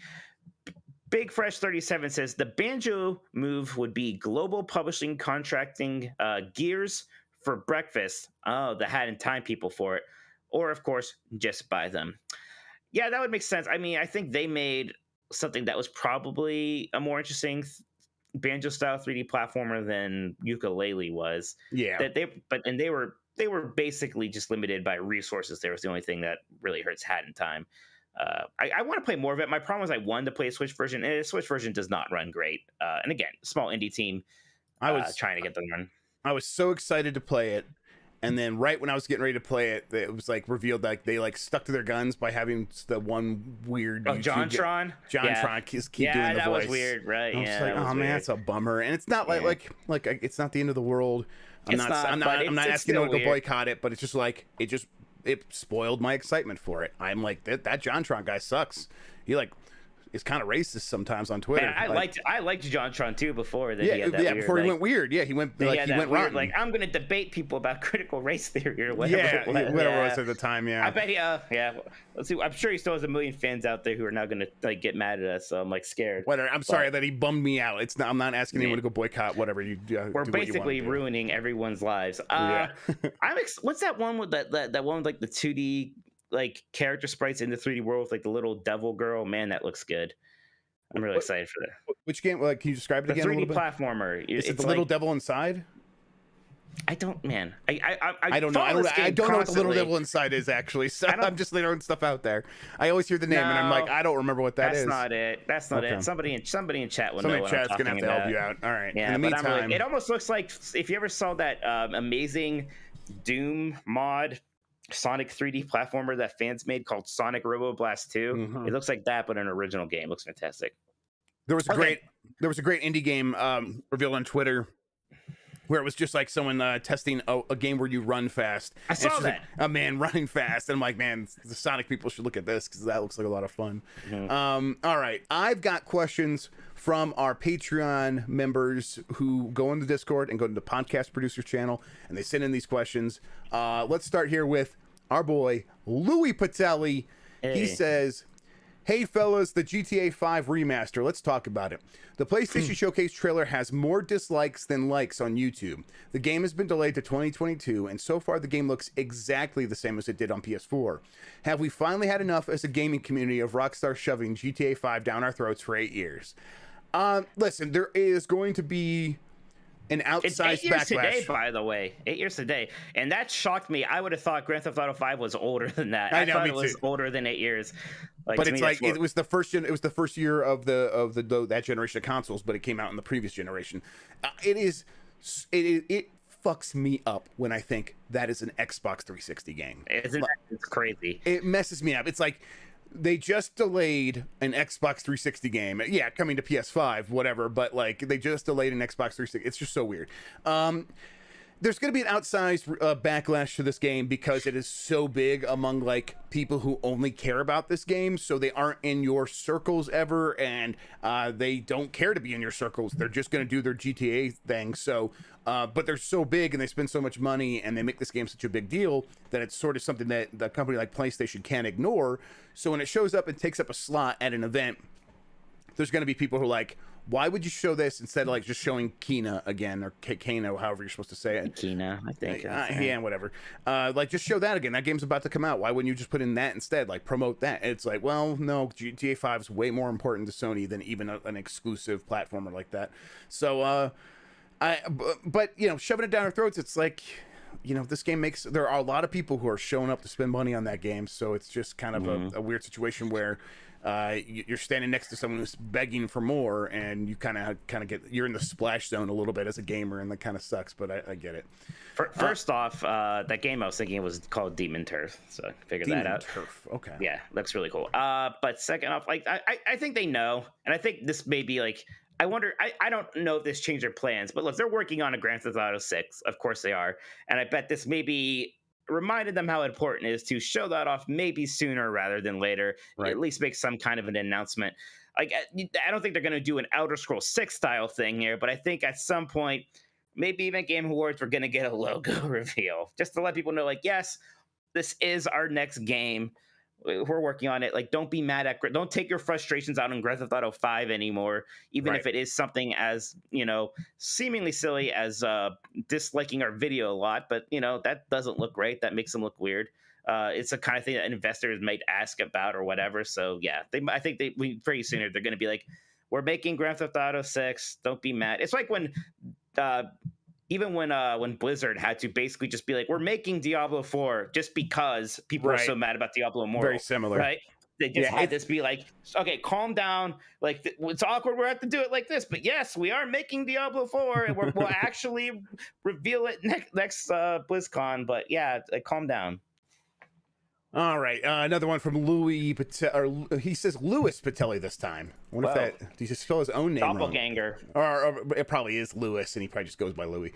Will we hear anything about the Ubisoft Star Wars game before the end of the year, perhaps at the Game Awards? I think that the chances of us hearing about that game before the EA deal is fully expired, it's probably pretty slim. They're just going to want to wait until that's out of the way, and then they'll start talking about it in full. I think that's sometime next year. So we got to wait a little bit longer. I can't remember the exact time frame for that deal, but I think it's sometime next year. From Blue, why do you think Metroid has struggled to sell in the past? Because God is cruel. People have bad taste. People have bad taste, and yeah, I think it's in part because I guess this doesn't really answer the question, but it doesn't appeal in Japan. But why doesn't it appeal in Japan? I don't really know. I think it's just sort of missed the mark in terms of like fully getting its footing. Where like it was on Super Metroid, and it turned out it was like really good, but it was like ahead of its time. It was this genre defining thing before the genre would be everywhere. 20 years later, and so like people didn't know how much they were going to love it, whereas like I think Zelda and stuff and Mario were a little bit easier to digest at that time. Right, it's not like the games sell bad. Like they'll sell, a couple of million copies. So it's relative, but it is like why doesn't it sell as good as a Zelda? Like why not? I don't think any game in the franchise has sold more than 3 million copies, or if they have, it was just Super Metroid or maybe the original Metroid. But yeah, I mean, it's probably it's going to sell the best that it's ever sold with Metroid Dread, and then probably Metroid Prime 4. There probably is, like, it is, as far as Nintendo goes, it's been its longest quote unquote mature franchise, and for a long time, like, Nintendo has kind of had a family-friendly thing, and I think that's what a lot of people go to for. I think a lot That's a good of people point. do like Nintendo games, at least especially back then, were kids. I think one of the reasons why now Metroid is so well positioned is because very slowly everybody eventually gets to Super Metroid. Like, honestly, I didn't play Super Metroid on like Super Nintendo when I was a kid. I kind of got to it later. I don't remember in the if I did. 90s, I don't think so. No. Right? So like, I think at the time I was intimidated by it and all that stuff. So, but times have changed. Blue brings up a fun thing that I did want to talk about, so I'm glad they did this. The Matrix Online, an online-only game that has no official way of being accessed, is being brought up now that the recent Matrix Resurrections trailer lacked a key character that was canonically killed off in this story. That's Morpheus, and spoilers for the Matrix Online, a game you can no longer play. Do you think there's any chance this gets some kind of re-release or reboot due to popular demand? No, but I think they might put out like an animation that goes over the events of the Matrix Online or something like that. I think that's I feel like there's no way that's still canon. I think they're going to come up with their own thing. It's canon. I think it's I don't canon. know. They I made wish. a big deal at the time. They said it was like. Of course they did at that time because it helps sell copies. Things are canon until they aren't, Jeff. Do you think that the reason that Lawrence Fishburne isn't in this movie is because they didn't want to pay him? Yeah, maybe they want to pay him and they didn't want like another old guy in the movie. I don't know. Wow, it's ageist. All right, fine. It might be. It's not my fault, but I'm saying I don't think they didn't invite him in the movie because, well, we killed him off in that MMO that nobody played. I don't think that's why. Mike, I feel like I know that you're right, and yet I just want to believe. I want to believe. Trust me, I love the idea of super important canonical details happening in real auxiliary media. Yeah, you like Kingdom Hearts, so you would, for sure. Oh, yeah. No, Kingdom Hearts is like, hey, yeah, that PSP game, super important to the plot. Yeah, the music game turns out that is actually moving the story forward. I can't believe that. Jesus Christ. Surprise. All right, Delta Prime 84. All right, let's get into this lengthy one here. I'm not sure if you guys know the answer to this since you don't play, don't pay for games on Steam. Listen, Mike does. I don't. Yeah, I'm a scrub still. Yeah, let's be clear. But here it goes. In the Wolfire Games lawsuit against the monopoly Steam, Wolfire says Valve doesn't allow devs to discount their Steam keys on other stores like Humble and Green Man Gaming. If this is a legit claim, I'd like to know how Green Man Gaming allows devs to sell their Steam keys for less than they sell them for on Steam. For instance, I just pre-ordered a Steam key for Deathloop that normally cost $100 Australian for $82 Australian. For reference, Green Man Gaming is a legit key reseller and not one of those shady gray market sellers. Yeah, Green Man Gaming is legit. So it's not like G2A or whatever that weird one is. Right, it's not like G2A. Green Man Gaming's, yeah. And what happens is developers are allowed to basically generate as many Steam keys as they want, and they can take those Steam keys and sell them wherever they want. And if they sell them on a store that it's not Steam, they don't have to share the revenue with Valve. So you can go to Green Man Gaming and give one of those keys to them and let them sell it. And I think I don't know if it's like, okay, so the discounting thing, it might be funny language, and I don't know the exact details here, but I would imagine it works something along these lines, where you're maybe not allowed to discount it past the point where it would affect like the Steam cut. So it's like, and Steam doesn't get a cut of the Green Man game sales, but it's like, you know, Steam's going to get 70% of the sale on let's just say a game costs $100 to make the math easy. So if a game costs $100 on Steam, Valve will get $70 of that. I think as long as you don't drop it below $70 on Green Man Gaming, it would probably be okay. So what Green Man Gaming is doing is just taking a smaller cut than what Steam would get, but it's still a pretty significant cut for a company like Green Man Gaming. I wonder if it works like that. That would be my guess. But you know, I definitely know what you're talking about. Green Man Gaming discounts all of those Steam keys almost right away. You can almost buy every new game a little bit cheaper on Green Man Gaming. So that's one I'm interested in. I remember at a GamesBeat event, like almost a decade ago now, we had a dinner where we had like all the people who were at our GamesBeat event, all these important people, and I sat down right next to the guy that runs Green Man Gaming. So I'll reach out to him and I'll ask him about this and see like what he says. All right, from Eric. Were you as disgusted as I was in the PlayStation Post show kept referring to Insomniac as Insom? I only watched bits and pieces of that, and I did not catch them calling them Insom. I usually do not watch the post shows. For one thing, like at that point, I usually turn off the stream and like get back to my stories and flesh them out and clear up things. But that's disgusting. They should be ashamed of themselves. Vile. That's like, vile. I hate that. Like, stop trying to make Insom happen. Yeah, right? it's not a thing. We are not going to Insom. make that as Insom. That's like when Vince McMahon like gets rid of a wrestler's like first name or last name, and now do you they're think just it's an ableism thing where like insomniism is like a real diagnosable issue, and they're like worried about that stuff? I think somebody just thought they were being cool and hip. Honestly, I think you're probably right. I mean, you could be right. It might be that, but they're not being cool and hip. I'll tell you what. If that's the concern, like you're gonna have to change your name. Like don't try to make Insom stick. Yeah, don't. Yes, we are not going to call you Insom. Yeah. Insom almost sounds like the slur for Insomniac. So yeah, like you wouldn't want to do that anyhow. You filthy Insom. Yeah, that's terrible. From Nick Turbo, if you had to guess the 5 nominees of Game of the Year for Jeff Keighley's Game Awards, what would they be? Psychonauts 2, and I think we can do this. Psychonauts 2, Go. Ratchet and Clank, Deathloop. I don't know if I bet they don't nominate Hitman 3. I bet they forget. Death Stranding Director's Cut. Yeah, no, they're not gonna do that. I don't think. Do you think they're gonna do Hitman 3? Because I don't. I don't think they're gonna do Hitman 3. No, Hitman 3 is gonna be like one of our top games of the year. But yeah, and we'll nominate it. Maybe they'll nominate Metroid. Maybe that'd be good enough. Metroid Dread. If Metroid Dread comes out with good reviews, it'll be in that list. I think. Nominate something from Nintendo. I don't think Nintendo hasn't had any other big hits this year, so could be that. Monster, maybe Monster Hunter. Maybe it'd be Monster Hunter instead of Metro. Oh, you know what? Resident Evil Village. I bet Resident Evil Village will definitely be on there. Yes. And Halo might, but might not.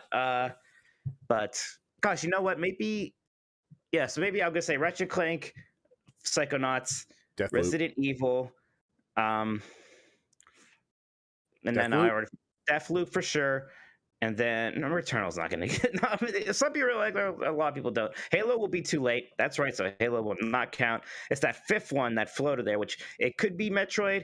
I wonder if Endwalker could. I don't think enough people are going to nominate. Yeah, I think Final Fantasy. Death's Door, I think, might have a chance as the indie game, but maybe not. It's not quite as Hades. I think Final Fantasy 14 is going to at least win the live service game. Yeah. Oh, It Takes Two would be a good one. That game reviewed really well. And Joseph Ferris is a beloved figure at the Game Awards, but it's just like Jeff Keighley doesn't nominate these games. Yeah. Right. How many people are going to like? That's what I was mad about with Ori. Right. Like to me, Ori obviously seemed like it should be one of the 5 games nominated last year. Like if you look at like the average reviews and stuff, sure, but it's just a lot of people are still. Metroidvanias are kind of niche, and It Takes Two is great, but also kind of niche. It might get in there though. It might sneak in there. Yeah, but those first 4, I feel pretty good about. I think Deathloop will absolutely be there. I think Psychonauts and Ratchet will definitely be there. That sounds right to me. I think Hitman 3 will get snubbed. Yes, it will. From another one from Nick Turbo. What is the last game you finished not for a review? Thing is, it's like when I finish a game recently, like these days, if it's like at all recent, I probably will write a review. Like I'm probably gonna still do a review of The Forgotten City. I'm probably still gonna do a review of WarioWare and stuff like that. That's my answer is WarioWare because I'm not reviewing it and I finished it. It's not the longest game in the world, but I finished it. For me, it would be Circle of the Moon was the last one I finished that I didn't review. But I guess because I just finished that and I didn't review it then or now. All right, from Scott, leave it.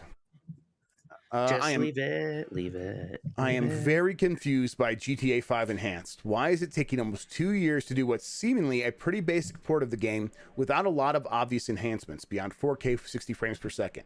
This is from a major AAA studio with plenty of resources. This isn't to attack the devs who are doing their jobs. I just find the project as it looks now very weird. Can we say COVID again? I mean, COVID's a little bit of it, but yeah, you're right. Yeah.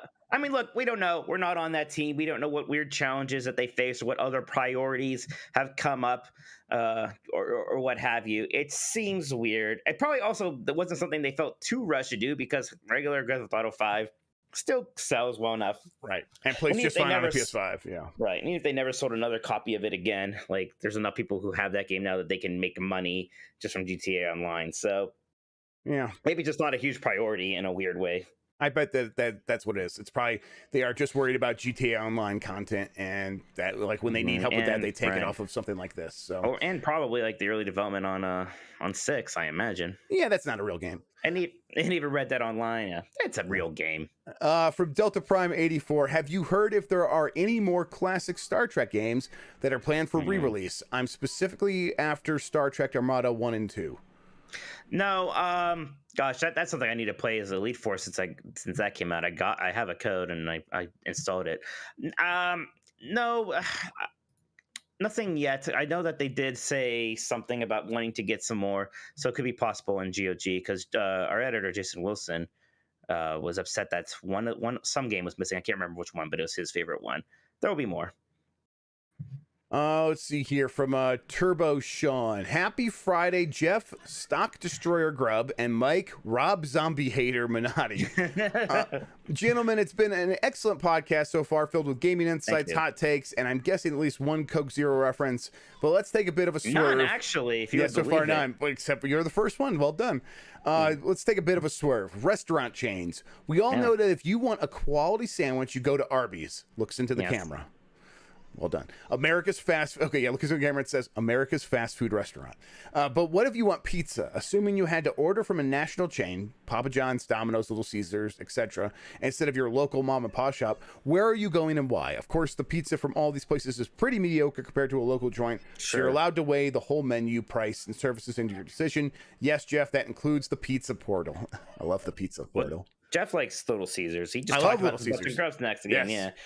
I'm not a huge Little Caesar fan myself, but you're bullshit. You're just a bullshit person. God, I'm not like, look, I calm down. I'm not like one of those people who like mad about it. I'm sorry, I'm very defensive of Little Caesars. That's all right. Yeah, that's fine. I'm glad you like your garbage pizza. No. I mean, look, I don't like those, like what my friend likes to call them, like the fast food pizza, right? Yeah.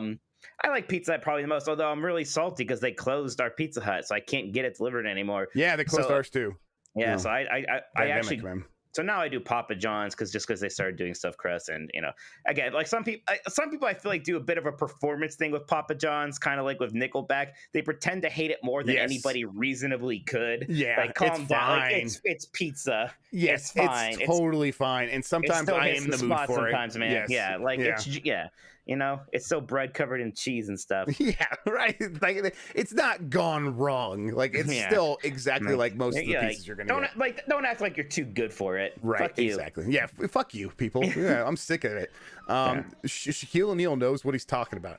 You're one of them, AJ. My brother. They're like, it's gross. Like, and he'll get like Domino's. That's like, this is much better. It's like the same thing. Yeah. And Get like, over it. It's like slight variations on the same thing, on the same tier. Yeah. And that's my thing with this is I generally go in a cycle where I'm like, okay, right now I'm in a Papa John's mood. Okay, that was too much Papa John's. Like the third weekend out of 5 that I got Papa John's. Let's try something else, and then we'll go back to Domino's for a while, and we'll go back to Pizza Hut, and it's like it's all fine. Like most of the time though, it's if I like my top one. And I guess this is a chain now, is Jet's Pizza. Jet's Pizza is the best. It's just pretty expensive. They do great Detroit style pizza. National chain, more of a regional chain. Like we just got a. No, it was regional Michigan, and now they've come out to Colorado. Jet's Pizza has gone national. If it's not near me, it can't be that national. I bet there's a Jet's Pizza. I'm a very insular, small world. I bet there's a Jet's Pizza somewhere within an hour of you, but fair enough. I bet you're wrong. We just had a Romeo's Pizza open right near me. And I think that's like another small chain. I haven't tried it yet. Although AJ tried it and hated it, but he also has to overreact about Papa John's. So who can trust him? Next. All right. From Benji Bop. Happy Friday, Jeff. Don't tell the audience about my secret OnlyFans where I revealed the real juicy leaks, Grubb. And Mike, Rock and Tier Roller Coaster would be a fun rebrand. Just take some Dramamine and get over it, Minotti. Rock in Tier Roller Coaster. Okay, I get it. Have studio acquisitions like this always been a thing, or has this been relatively unprecedented lately? I understand why Xbox did it. They had to play catch up, and their studio lineup was extremely shallow. But will we ever see a tipping point? Is this just going to continue until every third party is owned by someone? Yeah, there will be a tipping point. We're just in a buyer's market where if you don't act now, you're going to be way even more behind, and you don't want to get in a situation where you're looking around and you want to do a big project and you have the budget for it, and you're like saying, okay, who's going to develop it? And there's just no developers out there. You know, there will be developers out there. They'll be smaller or they'll be more startup, and you'll have to build up a whole new relationship with them. So in like the case of like Sony and Nintendo, what's happening is they're looking around and saying, okay, there are studios we work with that we don't want to lose to Tencent or Microsoft. So if they're out there fishing for potential partners to buy them, we have to step up and buy them. And so eventually we're going to get to a point where Microsoft and Tencent lay off a little bit. You know, the studios just aren't worth it anymore. Like it's you know, the market's just going to cool off. That's how markets go up and down. And at that point, this stuff will cool off, and yeah, we'll go kind of back to what was a little bit more normal, where it was, you know, going years without anyone really making massive acquisitions. The thing is, just right now, is it is going to be worth it for a couple more years, because content is so important, and especially if you're doing something like Game Pass, you want to make sure you have a lot of games coming out. So for Microsoft, it's going to be worth it for quite some time. For Tencent, you know, they just have a lot of money they want to invest, and they want to invest in games, so they're going to keep doing it as well. So for the next couple years, it's going to be like this for sure. Benji continues, sticking with the theme, how come we never see Nintendo seemingly in the running in the current acquisition arms race?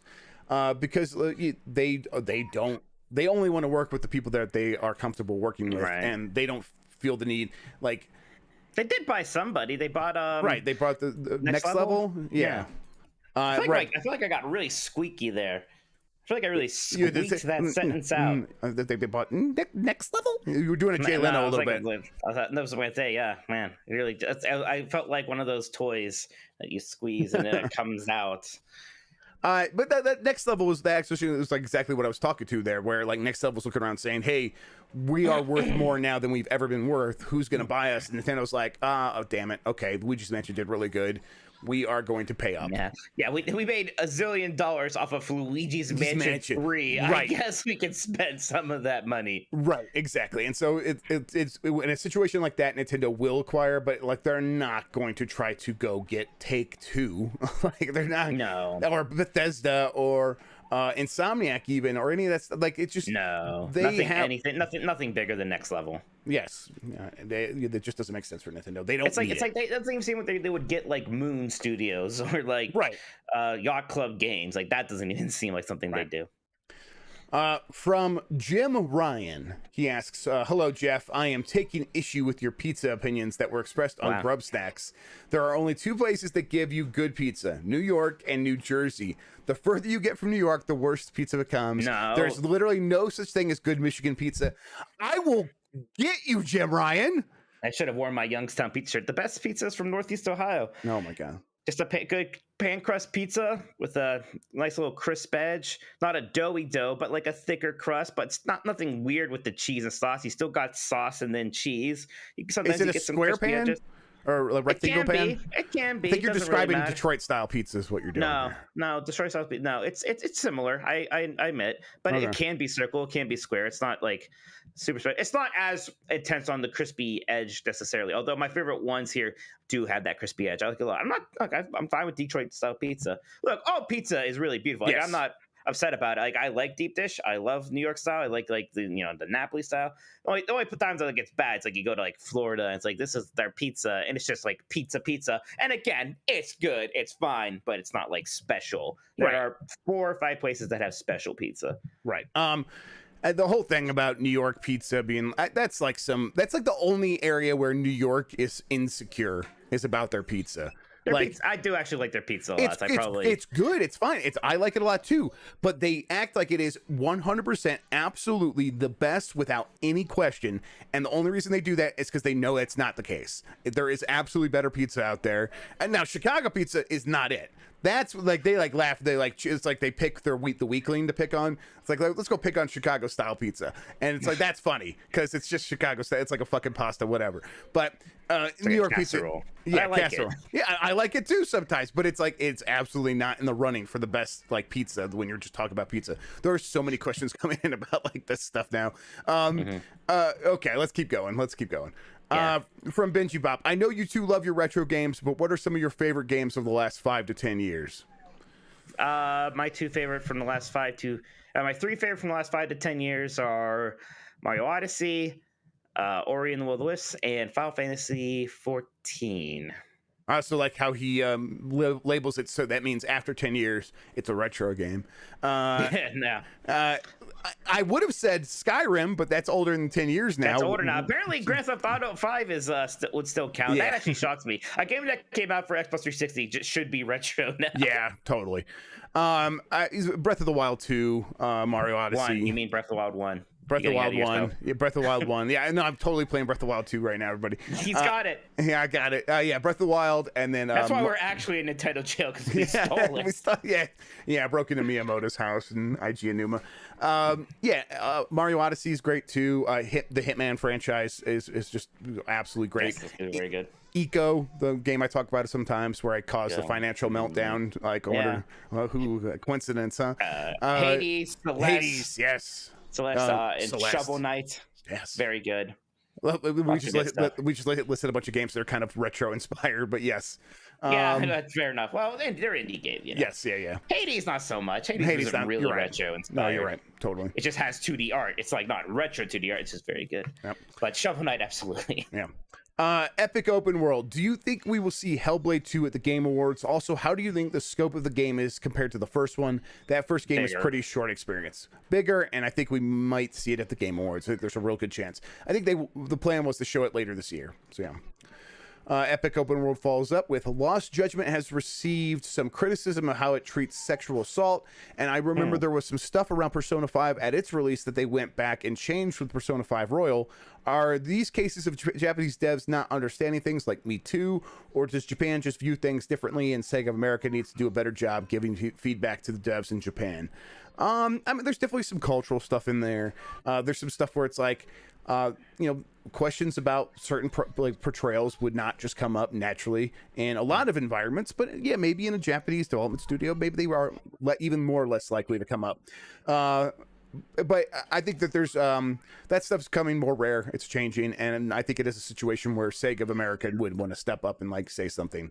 But really, what's going to happen is these things are going to kind of keep happening. People are going to continue to make mistakes, and they'll get criticized for it, and then hopefully they do the right thing and grow and do better in the future and do something like go back and change it.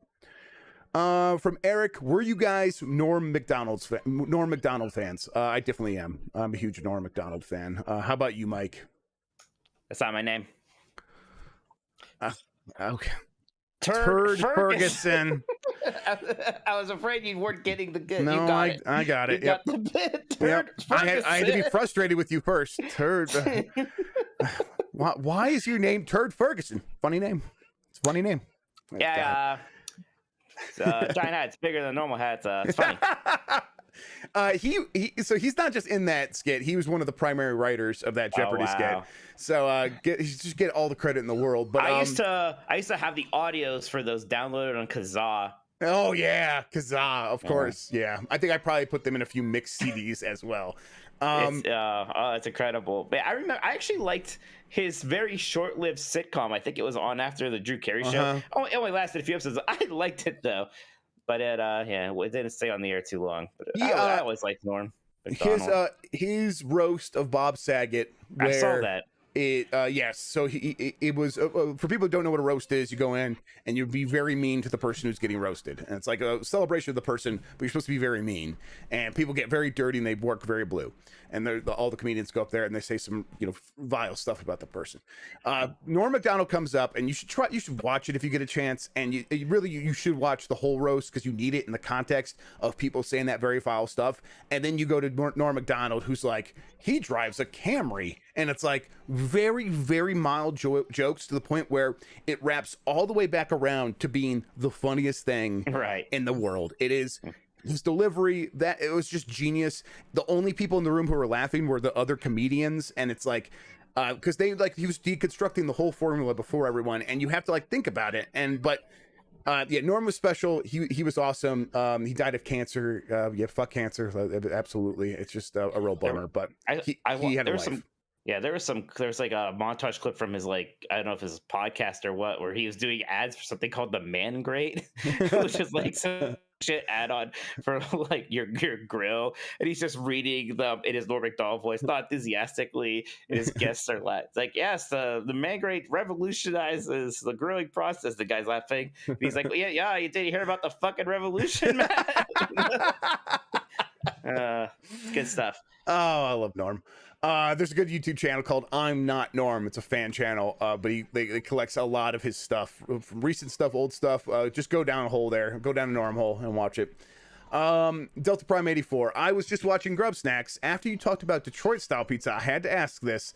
Is the disrespect CM Punk gave to Detroit-style pizza on a recent podcast some sort of beef all Chicago natives have, or is it just him? It's the same thing. Everybody, look, I just did it with Youngstown Pizza. Everybody goes to bat for their town's pizza, and that means bringing down other people's pizza. That's all. It's mostly in good fun. Mostly, yes. And what it is I think Detroit style pizza is having like an upswing right now, and I think it might be because Chicago Pizza style Hut has their own Detroit style pizza. Yes. Now you know it's popular, right? And so, and I think a lot of it is at the expense of Chicago style deep dish, because people are like, "Oh, deep dish can be good." It's kind of like how it's coming across to a lot of Chicago people, so they're getting kind of butthurt about it. But wow, yeah, I mean, it's true. It's true. But so yeah, I think it's probably the same thing Mike said. It's like people are just like hearing Detroit style in Chicago, and they're like, "Well, fuck that." And then Delta Prime says, and the Nvidia list had a Mario game on it. Obviously, that is not happening. What do you think it will take for Nintendo to port their games to PC instead of letting modders / pirates do it for them? They'd have to have another disaster. Like, the only reason they got into mobile was because the Wii U was a giant flop, and the 3DS was nearing the end of its life, and they weren't really sure what was going to happen next. So they had to diversify, right? And they absolutely do not need to do that now. And that's why mobile has slowed down, and it's why they're not going to do PC anytime soon. I think there was a Super Mario Galaxy game that got ported to the Nvidia Shield in China. Right, in China, because they didn't have the actual console there yet or something. So I wonder if there's something like that, like where it's like that's the version. That's what you think. I think that might be what it is. Yes. From Nintendo Bro, happy Friday, Harry Mike and Bald Jeff. With all the rumors of N64 coming to Switch, what games do you expect to see if and when it does? I mean, Mario 64 and usual then what? Suspects. I mean, the real question is like, can they get GoldenEye? Can they get some of those other rare? No. No. I mean, look, it's not impossible to play ball with some of these people. Sega got Mickey Mouse Castle of Illusion on the Genesis Mini. Like, it can happen. Yeah, all right, you can make these deals. Maybe Nintendo doesn't want to, but you can do it. And that's a pretty unique situation in terms of having a licensed game really be one of the 5 most popular games on your system. Right. So maybe they would actually try to make it, although, like, because they can always just be like, we'll put Perfect Dark on there instead, but now you got to talk to Microsoft. Yeah. And all the Rare stuff is weird because we already have Rare Replay, but there is some stuff like Donkey Kong 64, because that's obviously different. So maybe Nintendo owns that full, right. So they'll put that. Diddy Kong Racing, same thing. So those are the kind of Rare games. If there was one, they would maybe go to Microsoft and beg for, aside from like GoldenEye, it would be maybe just the first Banjo-Kazooie. Yeah, Banjo-Kazooie I think would have a chance. I think Perfect Dark also might have a chance, but Nintendo's going to go say, hey, can we put Perfect Dark on here? And Microsoft's going to say, hey, can we release the remaster of Perfect Dark that we did that you shut down, a decade ago? And it's like, maybe like that might be an impasse for Nintendo still, because Nintendo's the reason that got shut down in the first place. But maybe this is a chance for both those things to happen. So it's going to be Mario 64. Do they put Mario Party on it with that Mario Party like remaster sort of thing coming? Yeah, you kind of need to put at least one of them on there. I think that's still like not quite the same. Like, people will be fine with that. There'll be the Zelda games, Smash 64, Smash, Star Fox. I wonder, I wonder what the weirder ones would be. Like, do you get Space Station, Silicone, or whatever? Right. Or like Body Harvest. Glover. Is Glover on there? Right? Yeah, I mean, Glover seems more likely than something like Star Wars: Shadows of the Empire. That's the problem. It's another one. It's like, I feel like the Shadows of the Empire should be on there. I mean, or WWF No Mercy, like that'd be one. Or then like other weird things like Turok, Cruising USA. Cruising USA. But I mean, I tell you what, like, there's probably going to be how many games are going to come out for it first? Not very many. So I think it's Right. going to be a lot of the very obvious safe choices for at least a while, and then it's going to be real bad weird stuff you never heard about. Real and bad weird everyone's gonna stuff. be Yes. like, everyone's going to be like, please give us Buck Bumble. Yeah. Yeah. Okay, so I think there's a pretty good list you could start with if you're like trying to if it launches and it needs at least 10 games. Super Mario 64, Mario Kart 64, The Legend of Zelda Ocarina of Time, Majora's Mask, that's 4, Star Fox 64, F-Zero X. F-Zero X, Wave Race Mario. 64, 1080, Paper Mario, and then like Mario Yoshi's Tennis. Story. Like that's 10, Yoshi's Story, Cruising USA, Turok, they probably can make Did you that say work. Mario Kart? I think I said Mario. I'm pretty sure I said Yeah, Mario. If not, like, so we're getting like in the 15 game territory.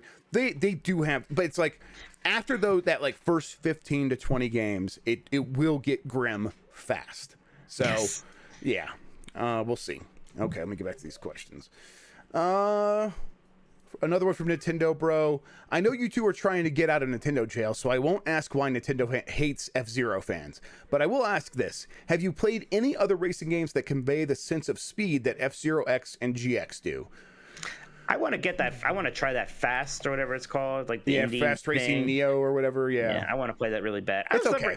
I never even really liked Wipeout all that much at its height. Even like You hit the wall just and you come to a complete stop. It's not as Yeah, it just wasn't. Like I like the way it looked, but I never had that much fun playing it. But no, I mean that's the great thing. because it wasn't about a card game. It was what it was. Yeah, so. that's what I was missing. It wasn't a mobile card game that's going to really tie that franchise together.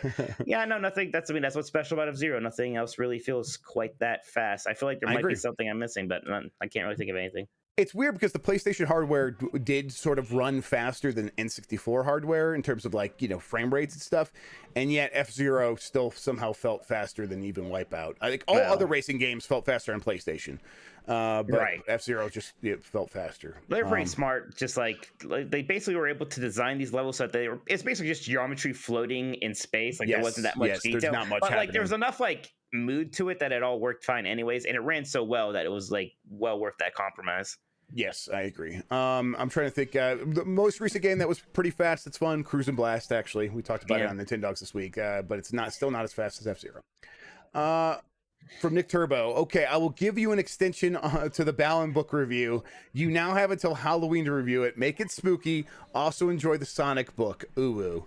Yes, he also sent me a Sonic book. Nick Turbo is a monster. Nick Turbo asks, who has the best fries? I mean, look, I don't mean to be basic. Well, okay, curly fries first off. Ooh, almost got caught there. Curly fries from Arby's, obviously, but like McDonald's fries are very good. I like McDonald's fries. Okay? Yeah. McDonald's fries are very good. I like most fries, but also if I were to go to a place and not get fries, I would be fine. A lot of times, like fries, they're the kind like you eat them right away, and also when I eat them, I always end up feeling like I just ate a whole potato because I did.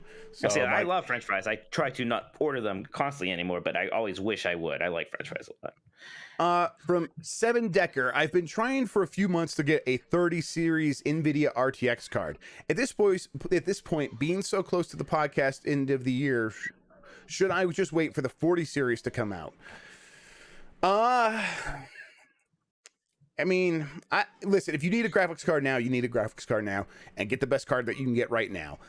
I would still try to avoid paying the markup. If you can get something for MSRP, go for it. I would say open yourself up to AMD, because whether you got AMD or 30 series right now, either of those are going to be pretty good options, unless you desperately really want ray tracing, in which case 30 series is much better at that. But 40 series is going to come out, and maybe supply is a little bit better. I just don't see it getting that much better. So I would just say try to continue into act now.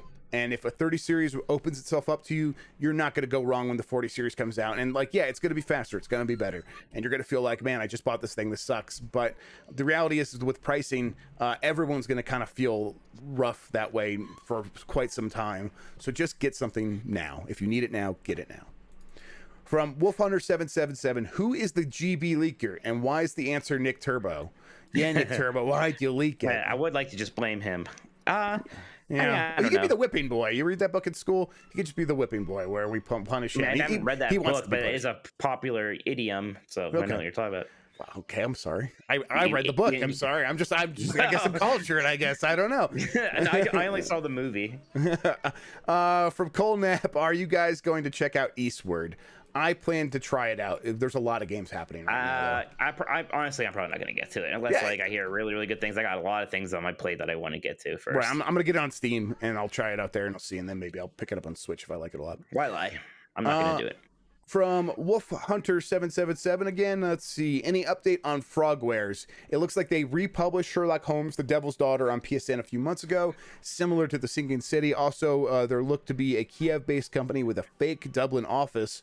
No employees work there for Ireland low corporation tax. They seem dodgy.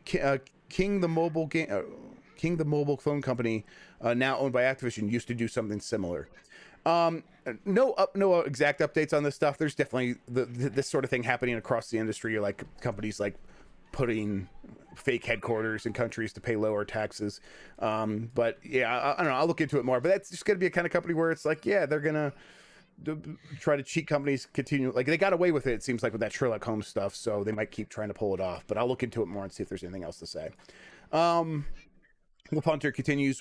What would you wear to the Met Gala? We would just wear the meat sweats.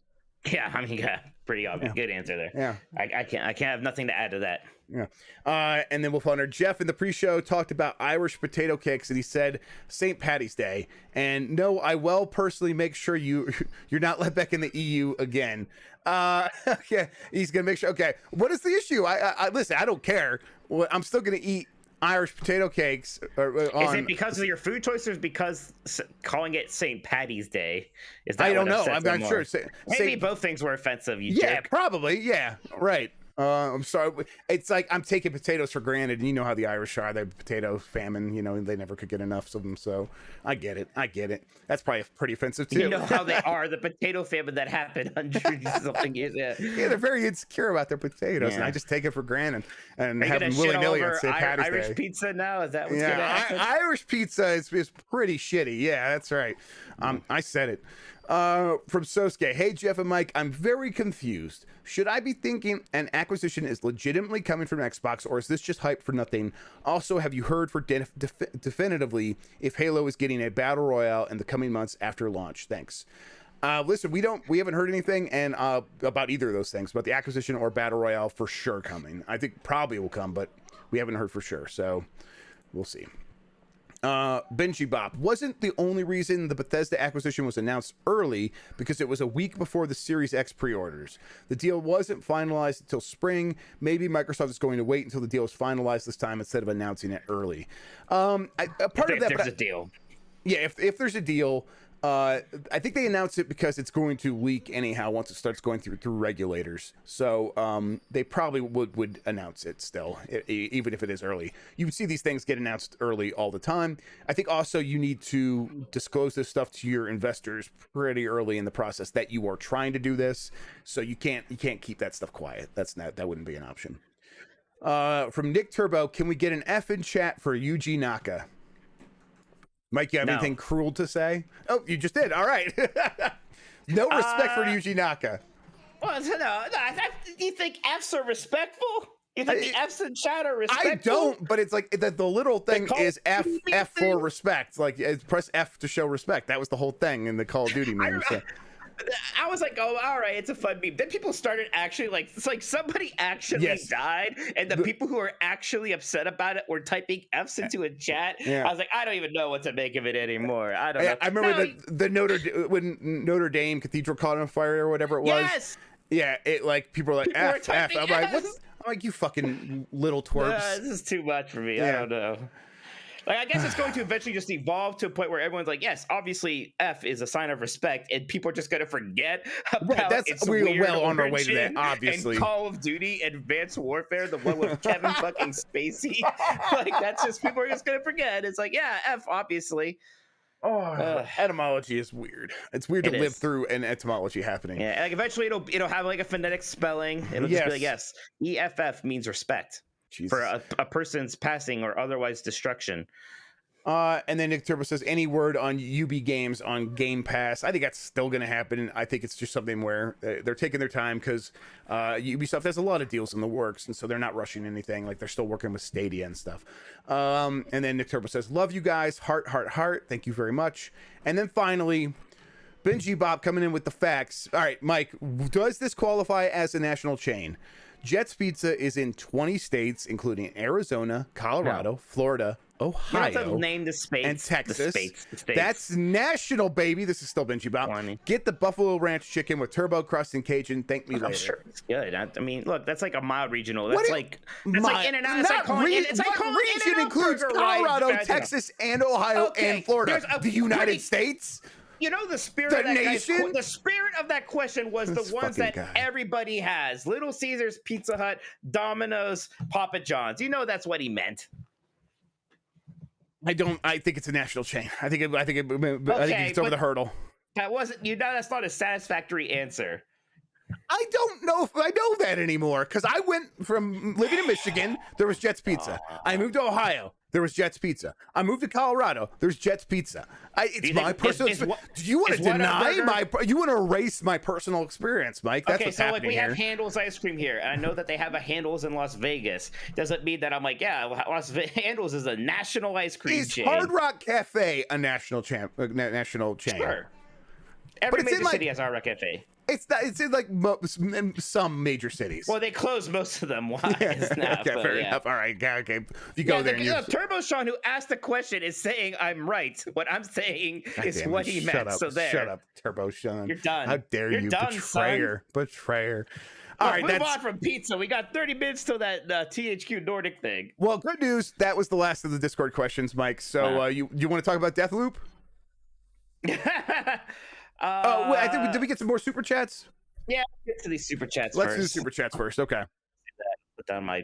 Look at this. Look at the theming here. I got my Jurassic Park bottle opener. I got my Jurassic Park shirt. I'm ready to go. Apparently, yes. A few more super chats here. Good morning, games. Asks, do you think Nintendo might do a deep dive into their bag and bring franchises like Chibi Robo, Custom Robo, or Geist to the Switch? Okay, Chibi Robo, they tried bringing Chibi Robo back a few times, and no one ever liked it as much as that first game was my understanding, right? Mm-hmm. So, no. Custom Robo, no. Geist, definitely not, I'm afraid. Custom Robo and Chibi Robo, I conflate them all the time. Those they're different games, huh? They're very, Custom Robo is like a fighting game kind of thing with like a lot of customization. Okay. Yeah, and then Geist was like the weird, like ghost I remember Geist. Geist was okay. Yeah. It's okay. It's okay. I don't think it's totally fine. I don't think there's enough there to bring that one back. Bring back F-Zero before you start worrying about Geist. I think there will be another Rusty's Real Deal Baseball before there's another like Geist or something like that. And I hope there's another Rusty's Real Deal Baseball. I love that game.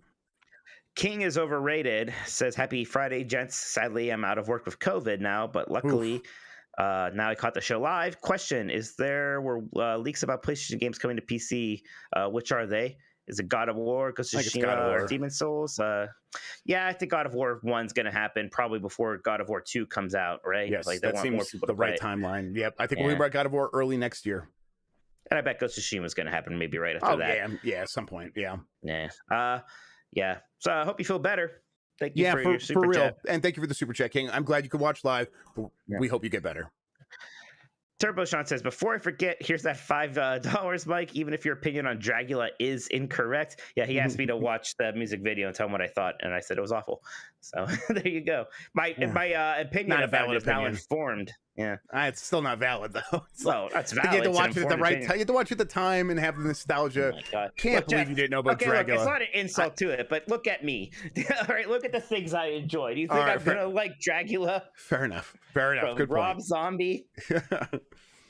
Our last one for now. RDX Son of a Fett says, what Microsoft game will be Game of the Year? Halo, Forza, Deathloop, or Psychonauts 2? Forgot about Forza.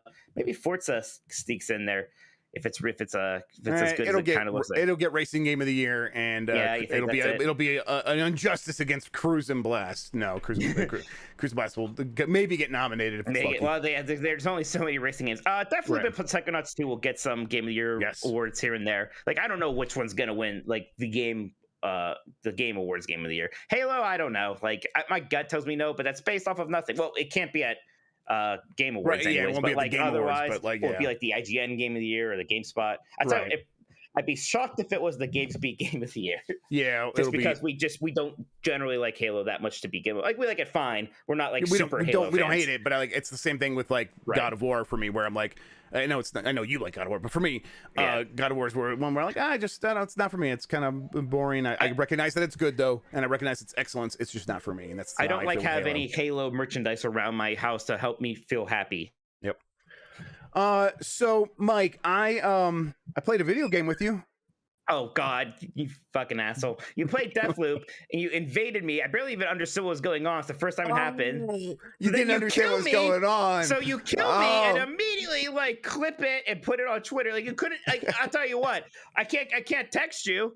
I can't get a hold of you when something important's happening at work. I got important questions for you.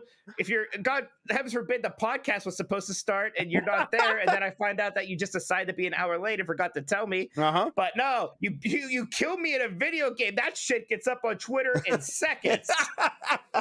Seconds. And then I'm like, okay, do I get a turn to kill you? Like, oh yeah, after I take the kids to bed. I play for another 3 hours, and you're like taunting me while you're watching Blessing from Kind of Funny, like trying to kill me. I was in bed trying to get the kid to go to sleep. She's having sleep regression.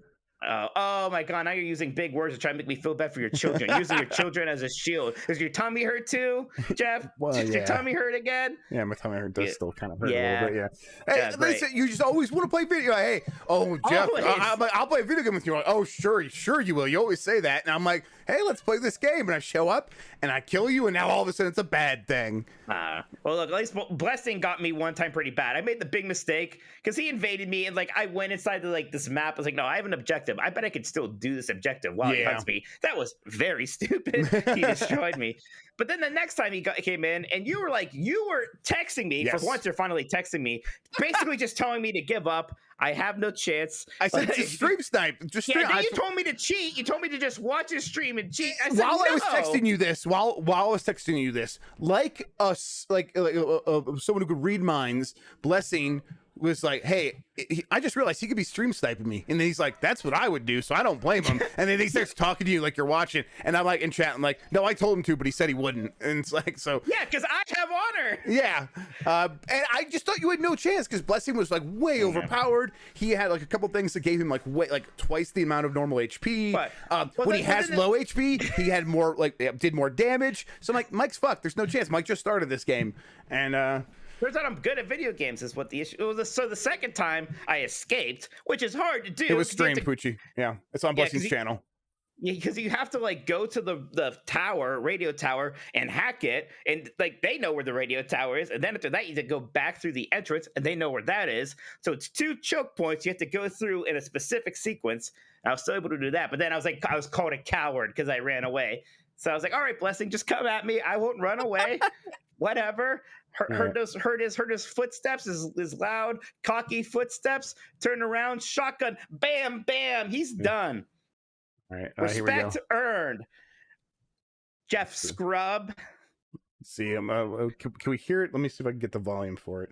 Oh, this is fun. It's showing on the stream now, everybody. Let me.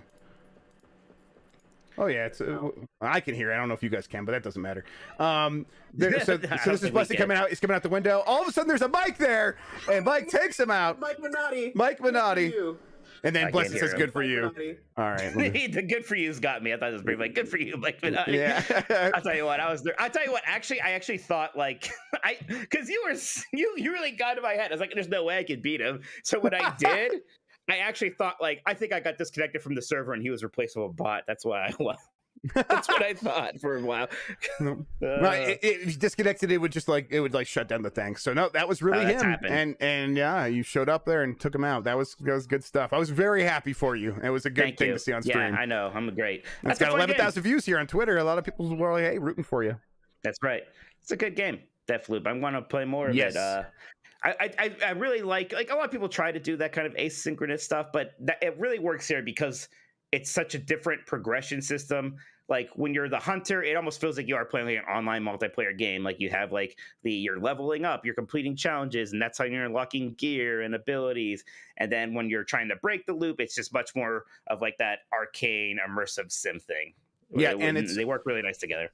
Yeah, I was glad to like try that before I like finalized my review, because the multiplayer stuff is very cool. It's very well done. The game itself, the core of the game, the single player stuff, even if you play offline, it works really well. I think it's a good balance between the arcane open immersive sim stuff and really like linear progression in terms of the game is going to take care of all of the what and the why for you in this weird corkboard sort of like, you know, the crazy person wall where you put all the stuff up on the wall. If your character learns something, the game is going to tell you what you learned specifically, so you don't have to remember it, and then what you should do next based on that information. So what you get to do is you get to focus on how you are going to accomplish the next thing. And the cool thing there is, because you are in the same spaces over and over again, that might sound repetitive. It turns out in immersive sim, it's just liberating, because you go in the first time, you don't know what you're doing, you're learning the space, and you do the most many guns or anything. Right, you do the most basic stuff to just get through the end. You just shoot the guy, you go through, you sneak past, and then you're like, okay, I did notice a window there. I guess I wish I would have or you get through the end of the level and you look back around like, oh, if I would have come in from this way, I could have done this and this and this. And then the next time you're there, you need to go back in that same building for maybe something different this time, and you get to execute on that idea. And it's such a good fit for what immersive sims are. My problem with immersive sims has always been something like Prey. I go and play it, and I feel stupid. I feel like I am uncreative. Yeah. I feel that way. And I go, and I'm like, okay, so I went through there, and yeah, there's all this cool stuff I could have done, but I mostly just kind of shot people and snuck around a little bit and went through the obvious like tunnel there. If there was something more cool I could have done, that's neat, but I'm not going to replay this game just to get to that point so I could feel like, oh, I guess I tried this thing and now I get to do it again. But it's like when it's like you're coming up with a plan yourself and executing on it next time as part of the structure of the game, it's way more rewarding. It feels like you're part of this. You feel like you're more part of the genre of what it wants from you in the first place. It's just, and you also feel like you're the character, because Colt is also kind of dumb and he's kind of just bubbling through this stuff. And he, over the course of playing, does get more savvy, and you as a player get more savvy, and it just all feels like it comes together really well. It's a really, really solid game. So I'm going to finalize my review here probably today, and we'll get that posted. But maybe do it Monday. I'm going to be so tired. I don't want to edit your review. I'm going to finalize my review Monday. That's fair. I do want to play a little bit more of it. So yeah. But, I have that giant Diablo interview going up later today that I'm like nervous about. Yeah, you just got to post that and just go hide. Yeah. Yeah, we'll see how that goes. Yeah. And we'll see. Any other thoughts about Deathloop, or should we get out of here and go get ready for THQ? Get ready. THQ starting up. I think that's going to be worth watching, guys. Like, I don't, don't get crazy expectations, but there will be announcements. There's some neat stuff in there. Neat stuff. Some stuff that I think some of our the people that listen to our show, some of our fans will be into. So yeah, cool. All right, Mike, where can people find you on the internet? You can find me on Twitter at twitter.com/ why twitter.com. Just find me at Tolkoto, TOLKOTO. Check out 90s Disney, my 90s Disney podcast at 90sdisney.com. And me and Jeff will be back on Wednesday for Last of the Nintendogs. Yep, thank you everybody for showing up. If you're still watching live, we really appreciate you sticking with us to the end of the show. Go ahead and hit that thumbs up button. It helps people find out. We almost have 200 likes. We had like 450 people watching at one point. It means a lot. If you are an audio listener, you could always come hang out with us live. We do this live on YouTube on Fridays. Most of the time that's at 11:30 a.m. Mountain Time, 1:30 p.m. Eastern. That shifts around when stuff like a THQ event happens. But yeah, you can always come out, follow the channel. It's youtube.com/Jeffrey Grubb, and if you go there, you hit subscribe. You can always just hit the bell to get notified when we go live, and that's a good way to do it. Or show up in the Discord, because whenever I schedule a thing, there's a little notification in there that pops up and says, hey, we're going live. Yeah, and then How Games Make Money will have a new episode coming up soon. It's got some slight embargoed information in there, nothing too wild, but some cool stuff. When that embargo goes up, I'll post that podcast, so look out for that wherever you get podcasts. How Games Make Money. And then yeah, we got some cool stuff, more games coming out, and then we're gonna have some cool reviews next week. We'll talk about that on GameSpeak Decides next week, I'm sure. I don't know, anything else, Mike? What we got? You got plans for the weekend? You're just gonna hide away from Kotaku? I gotta finally prepare for this shed. Oh right, you got the shed coming. So, yeah, I gotta get. What do you need a shed for? Is you gonna kill people or you gonna murder? No, I just have a one-car garage here, and it's nice to have somewhere to put my my lawnmower and some of these other tools. I've started a little garden just for garlic. Don't worry, just so I can make my own garlic aioli for my curly fries. For Wario. Yeah, well, for Arby's, but yeah. So just a place to put some knickknacks, so it's not like overflowing my garage. That's fair. I'm still renting. I now you said that, I'm like, man, a shed would be nice, but we couldn't have that. All right, we're gonna get out of here, everybody. Have a good one. Bye. Bye.